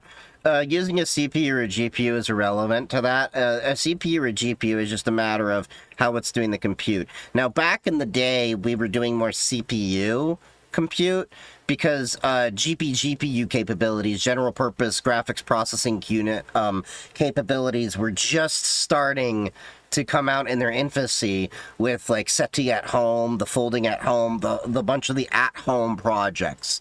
So yeah. When it comes to like password cracking and all that, it's not a matter of like CPU or GPU, it's a matter of like just which is doing the processing. A GPU just is capable of doing more parallel processing at the same time, which is why they're a lot better at certain tasks. Same networks. So we're going to pull in, we're not going to show the signs or anything like that, but we're going to pull into one of these and see if we can pick some. I hear tons of stuff blinging in the background. Is this an accessible entry here? We're going to check this out. This is going to be fun. Nice and secluded. Yeah, we need to... This is going to be very... I turned off the purple underbody lights because I don't want to draw too much attention to the Stankmobile, so we got to... Purple underbody lights. Holy 2000s Need for Speed Underground 2, Batman. Be very inconspicuous here. See you later, Clay. Have a good day. Retreat. So I'm going to find an entry, and this is a little device. Find something close to an exit so that if in case you do need to suddenly leave, you can leave if need be without drawing too much attention like you're escaping or anything weird like that. So I'm going to look for something close to an exit, and I think this might be a good spot. That's the way out right there, right? Yeah. So, Yeah, that's the way we came in. So what I'm going to do is I'm going to pull into one of these spots up front here, and I'm even. Uh-oh, there's somebody else over there. I wonder if they're war driving.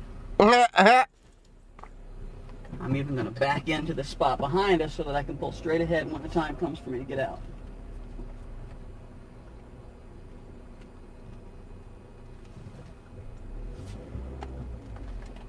It's so wild to think that they're doing this without like internet, cell phone data, and a bunch of other things.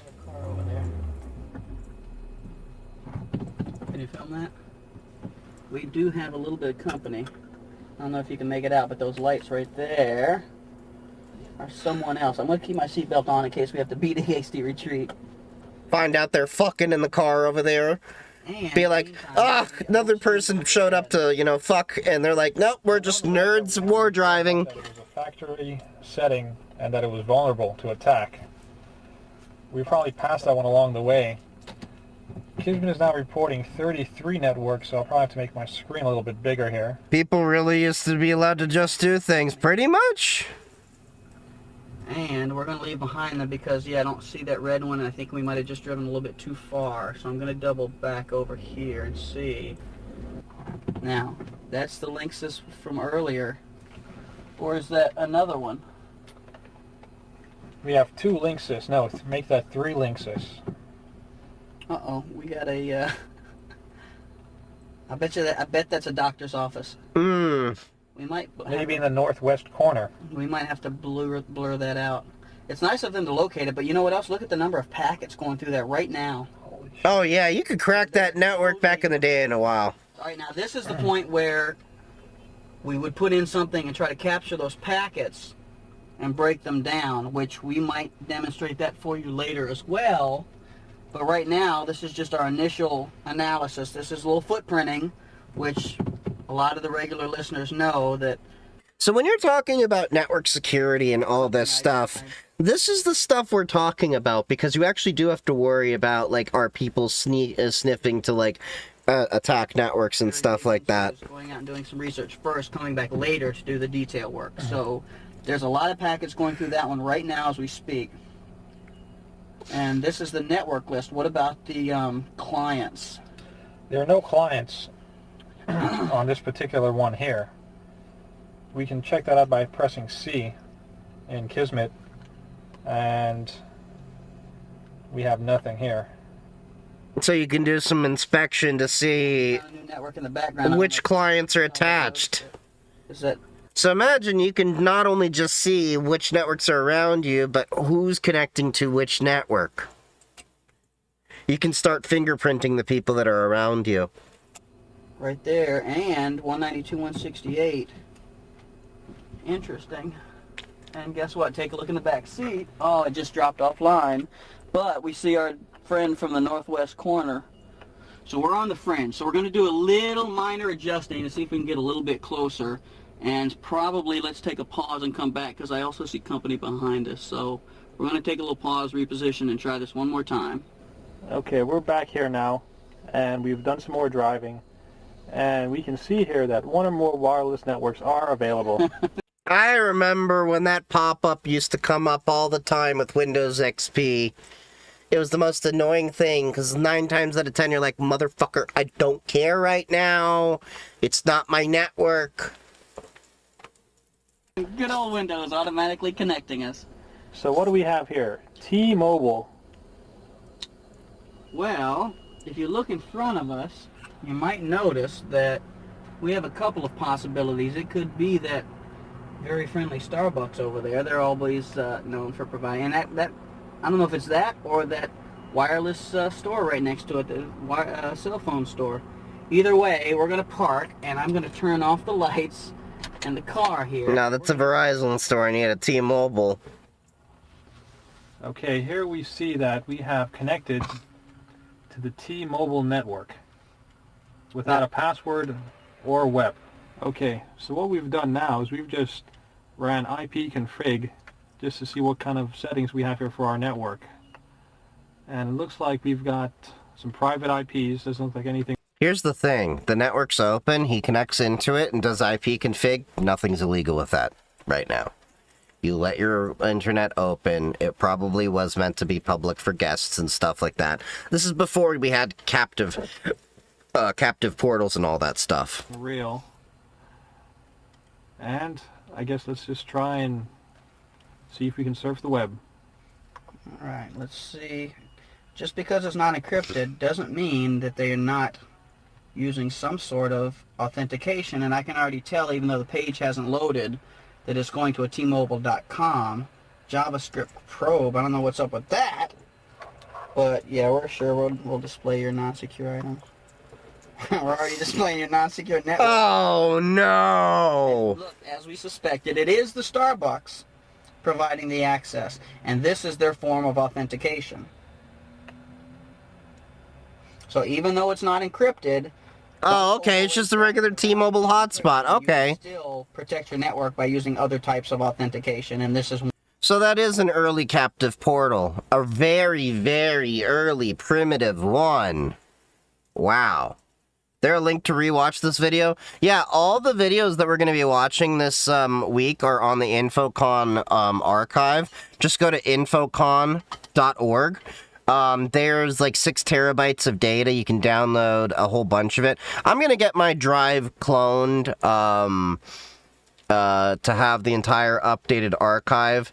Right now I'm doing an analysis on the hard drive because for some reason my local copy said it's not working. But whatever. One of them. So right now, since we keep coming back to the T-Mobile website asking for authentication, we're just going to try to probe around their network to find out anything we can. And here we've done a trace route, and the 10 address that you see there is the private one that was assigned possibly by their wireless router. The 172.16 address is more than likely the real IP that was assigned to whichever store we're on right now. And the cache DNS is probably the IP assigned to us to do all our lookups. Okay, after some thinking, what we've gone and done now is, since we're on the T-Mobile network... You see, this is how we used to do things. We used to be like, hey, you want to go do some hacking? Wait. I have the perfect t-shirt for this.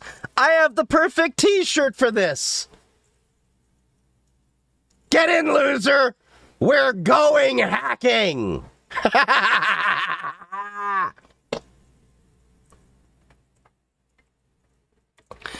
But yeah, this is how it used to be back in the day. We used to actually tinker and look at all this stuff, and, you know, there wasn't really a YouTube for you all to go on. That's why, like, I hate to say it this way, I get frustrated sometimes with the new generation, because like so many of you come to me and you're like, well, do you have a book that you recommend that I can learn this from? And I'm like, no, because I didn't learn this from books. I learned this from people doing random shenanigans and teaching me how to ward drive and, you know, just doing a lot of stuff that could really get us in trouble too at the time. But the point being is that we were experimenting, we were tinkering, we weren't like, we were the misfits and the miscreants that often were not doing well in classrooms.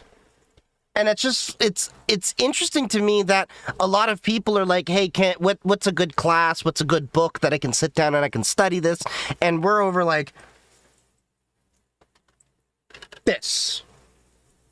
I'm not hating on anyone. I'm just like, it blows my mind. Because, like, there, I think, is a generational and cultural shift with that generation in terms of cybersecurity education. Because for me, going to, cybersecurity meetups and all this other stuff seems like it's just going back to the ways that I used to do things with computer user groups and everything that we had mainly just forgot about.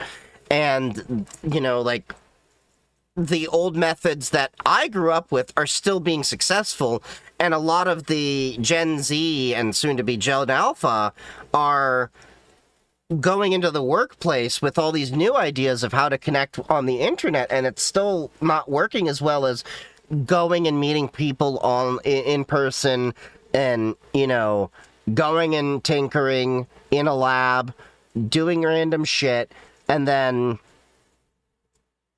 just, getting yourself out there and connecting. It's mostly fuck around and find out. Pretty much, shout out YouTube because I'm learning now. Pretty much. One of the clients. I mean, fair enough. Y'all that are seeing the simulcast over to YouTube right now are seeing me share with you the information in the ways that I learned it before YouTube even existed. Like, these videos were, like, all over the place. Are currently connected to it. So.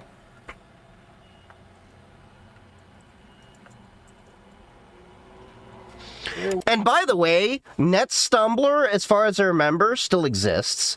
Kismet still exists. A lot of these applications and methodologies still exist. The main difference is that you're not going to come across Wi-Fi that doesn't really have no password on it, unless it's a captive portal. There is no WEP encrypted networks I really come across anymore. It's all WPA2 and WPA3. But a lot of the concepts around ward driving still apply, and nowadays we can use GPS as well to plot where all these networks are and everything.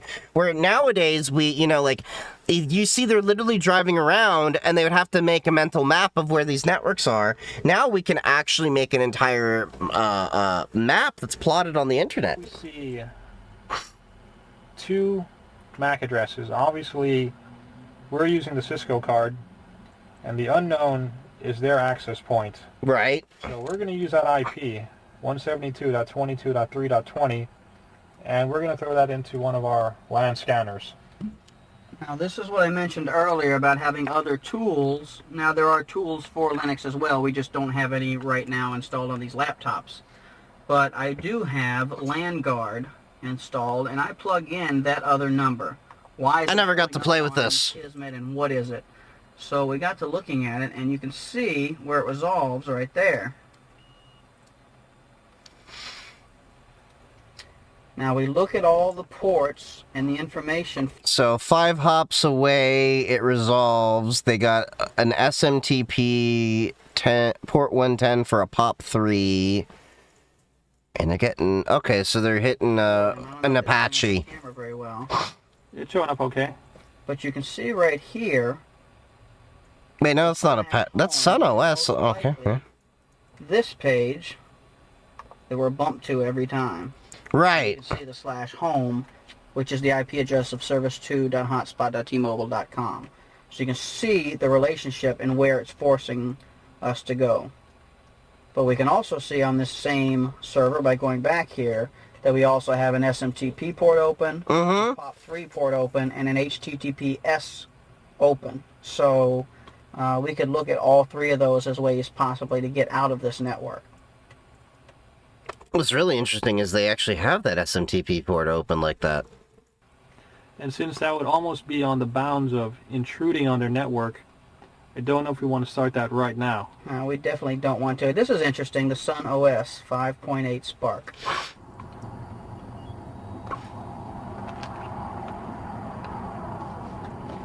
Well, we just showed you a little bit of war driving, and as long as we're on the subject of cars, there's a lot of modifications you can do to your car. You can actually hack your car to change it from the factory settings.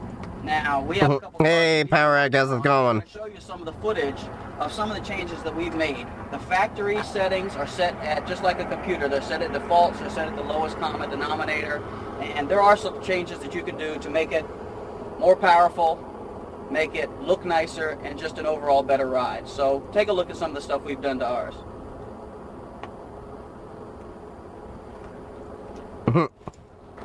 Cold air intake and stuff, yeah. I'm here with Mr. VTech, and we're going to be hacking my car. So let's get to work. Bet you didn't think nerds were car guys, too. Now, this is what we're going to be upgrading today. This is an intake. By Engine Technology. Engine Tech. I don't know if we can get that on camera very well. You only slept 3 hours, Chief. Damn. I'm doing alright. We're watching some retro hacker content. This is Hack TV. So you're going from 10 horsepower power for the Stake Mobile. So you're basically going from 120 to about 130 horsepower at the wheels. Alright, so let's mount the camera and take a look at where this is going to go. Alright. Alright, now what are we looking at here? Basically, this is the stock intake system for your car. Comes from the factory like this. Highly restrictive. You know, it's all restrictive because noise ordinance and all sorts of emissions regulations and stuff. But the part that we're adding isn't going to affect emissions at all. But basically, it's just going to take the place of all this bulk. You're probably going to lose a couple of pounds in weight, and that'll help you out too. But Yeah, a couple pounds ain't gonna help too much, but I mean, with the part that we showed you earlier. weight is weight. Alright, well, let's start hacking. Now, this is the stock induction unit. I don't know if it's still on camera. Yep. It's basically it's like 2 inches wide. The one that we're going to be adding is another inch in diameter, which means just more airflow into the engine. great. Now, here we are with everything completely removed. Well, almost everything, the main part. And we are now going to begin placing the new hardware in. Are they gonna start putting a computer in the car? We had to take off the bumper, the battery, the old intake, factory, and here we have my car completely dismantled. You know what's fun is like interesting and like noticing like people are making this content just for the love of it. Nobody's thinking they're gonna get rich or anything. For the intake, it's from outside the engine compartment, which is going to produce more horsepower. And why is that? Because it's a denser air. Cold air is dense. Further from the engine. Further from the engine, no heat from the engine is going to be in there. So that's going to pull it up through this new intake system, Yep. which if you remember was right here feeding before, and provide 10 horsepower more to this Stankmobile, hopefully. Alright, so the new intake is in place. Everything's connected, and we're going to fire this baby up for the first time. Mr. VTech, start your engines. Yep, just the simple cold air intake. I've put that on a few of my cars, and it does make a little bit of a difference. I noticed that. Woo. It's pretty. Notice that it's plugged into the same place as the factory intake was. The sensors are reattached. And as we showed you earlier before it was completely attached, it now runs underneath and pulls the air in here, which causes temporarily the RPMs to be higher, which we're going to explain to you in just a second.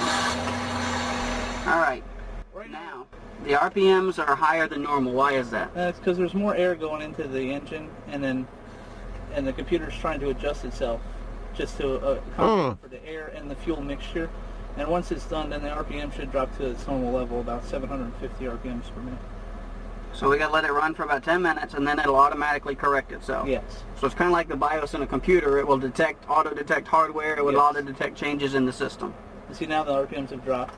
Yeah, they are starting to Only drop 3,870 miles in that car. Itself. and it's measuring the new air intake. Yes. So, my car has been hacksaw. That's right. And we are done. So we'll close it up, and Mr. VTech will take it out for a spin.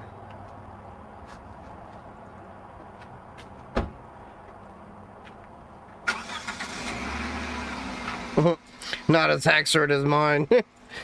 Not as hacksword as my old Jeep. My old Jeep had a 4-inch lift and cold air intake. Hacked the computer.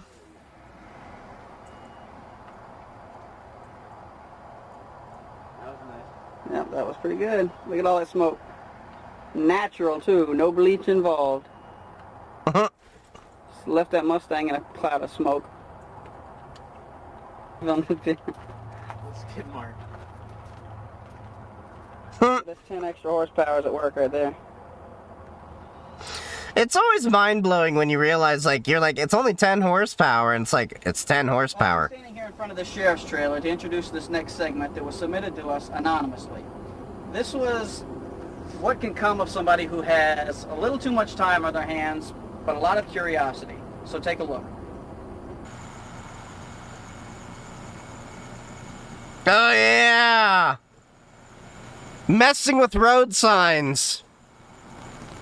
Another fun pastime of hackers.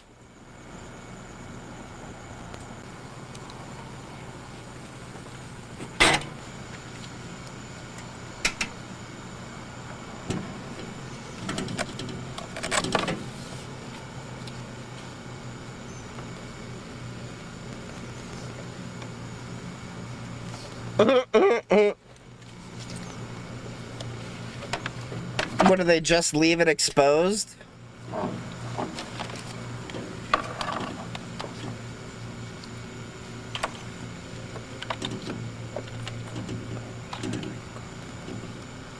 Okay, so... Ah!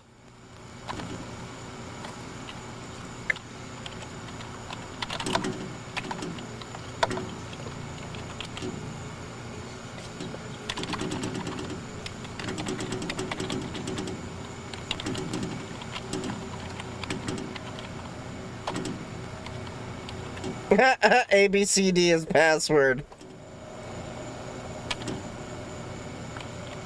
So you messed with the road sign back in the day because radio, you had to actually go in person.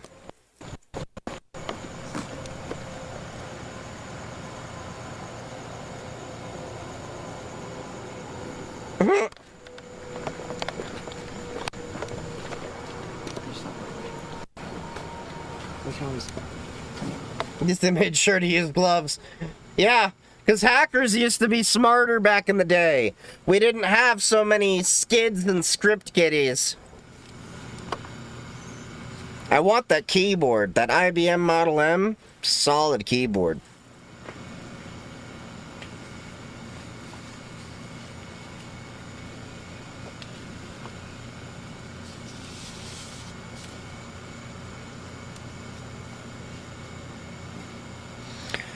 But see, this is how hacking used to be. We were just curious and we would just mess with things for curiosity's sake.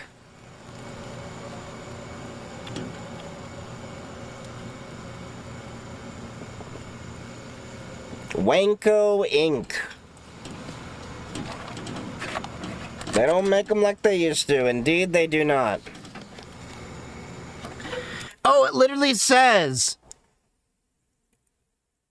The password is ABCD. Wow, what's the point of giving a password then? But this is how security used to be back in the day.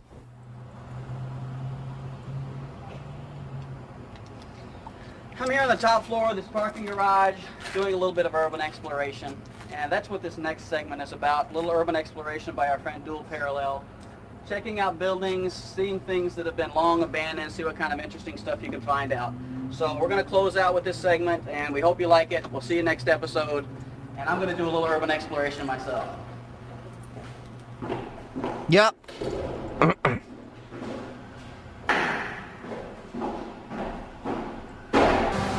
Here we go.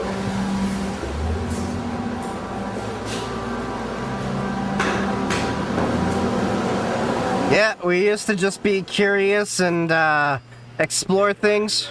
Didn't want to go. So I'll do a little digging on my own.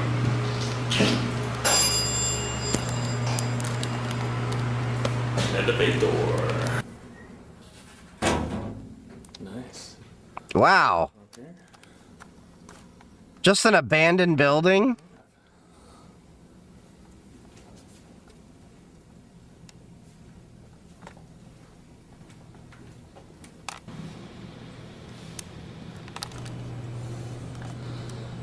The back rooms. Have y'all ever done urban exploration? I haven't done it since I was like a teen. That would have been nice. Oh, now I'm recording. What's up, Lane? You don't want to go? I want my mommy.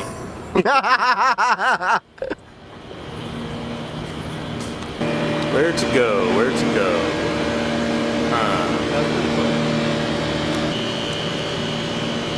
We're in the right place.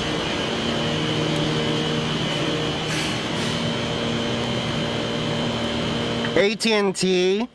Ah. All right, so we can't show you how that urban exploration segment ends. We'll leave that to your imagination. But we hope you enjoyed the first episode of Hack TV. We hope you'll come back to see the second one, and we hope it was worth the wait. So we'll see you next time. Thanks for watching. Can't go 10 feet without a silent alarm going off.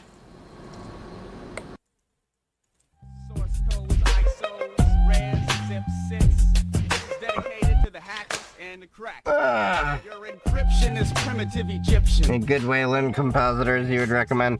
I haven't really looked at options right now. I'm still on X11 with Pop OS, and I'll check it out after I get back from DEF CON.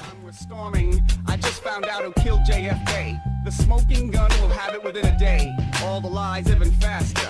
Go check the name Truth on Napster. Digital disaster. But yeah. This is how it used to be back in the day. It was a really different world, and now you can understand quite a bit about, like, the hackers that I grew up with and the reasons why we think the ways we do. Thank you for the gifts over on TikTok, too. That's why, you know, I get frustrated a lot of times with people, the way that they go about doing things or approaching things, because that's just not the way that we were raised. We were taught to, you know, be curious, experiment, and do things for curiosity's sake. Whereas, I think we have a problem where a lot of kids genuinely don't know how to think for themselves, that they're like, I need to learn this from a book. And a lot of us are out here experimenting and tinkering with novel and new concepts that aren't in books. And this is the thing I actually miss about the old school hacking days and everything, with a little bit of that culture. Yeah. But we're going to get my Qubes OS laptop set up some more. Not right now. That is on the agenda for me. I'm going to take this to work with me tomorrow. I usually have some downtime. I should be able to set up most of the basic stuff. I have my own cell hotspot, so I don't have to use the works internet. And then I'll come back, report to you all about how the different things work.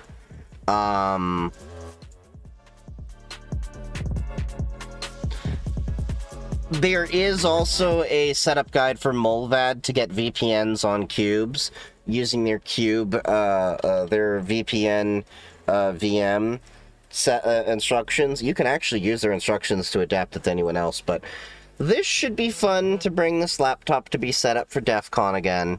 Now, as far as other things planned, we still have to do one final we have 2 more upgrades to do.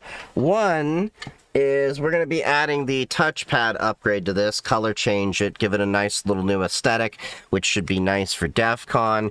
And then I have a new hard shell case for my flipper over here, so we're going to try to color change this bad boy over here. That should be a fun little thing tomorrow. Hopefully my screwdriver can actually fit that. I should actually test it out. But, yeah, you want one of those? They're a fun little toy. They're not necessarily something I, like, tell everyone you need to go out and get. But they are interesting to play with. I have the U console and the Flipper Zero and a few other things. I gotta see what I have to do to open this up. I'll have to check what the screws are, or even if the screws... Oh, the screw's not going all the way. That's part of the problem. Curious. How am I gonna get a proper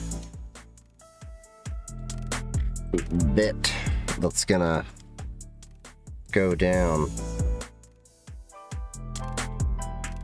I may have to order some specific skinny bits, possibly, if I don't have something.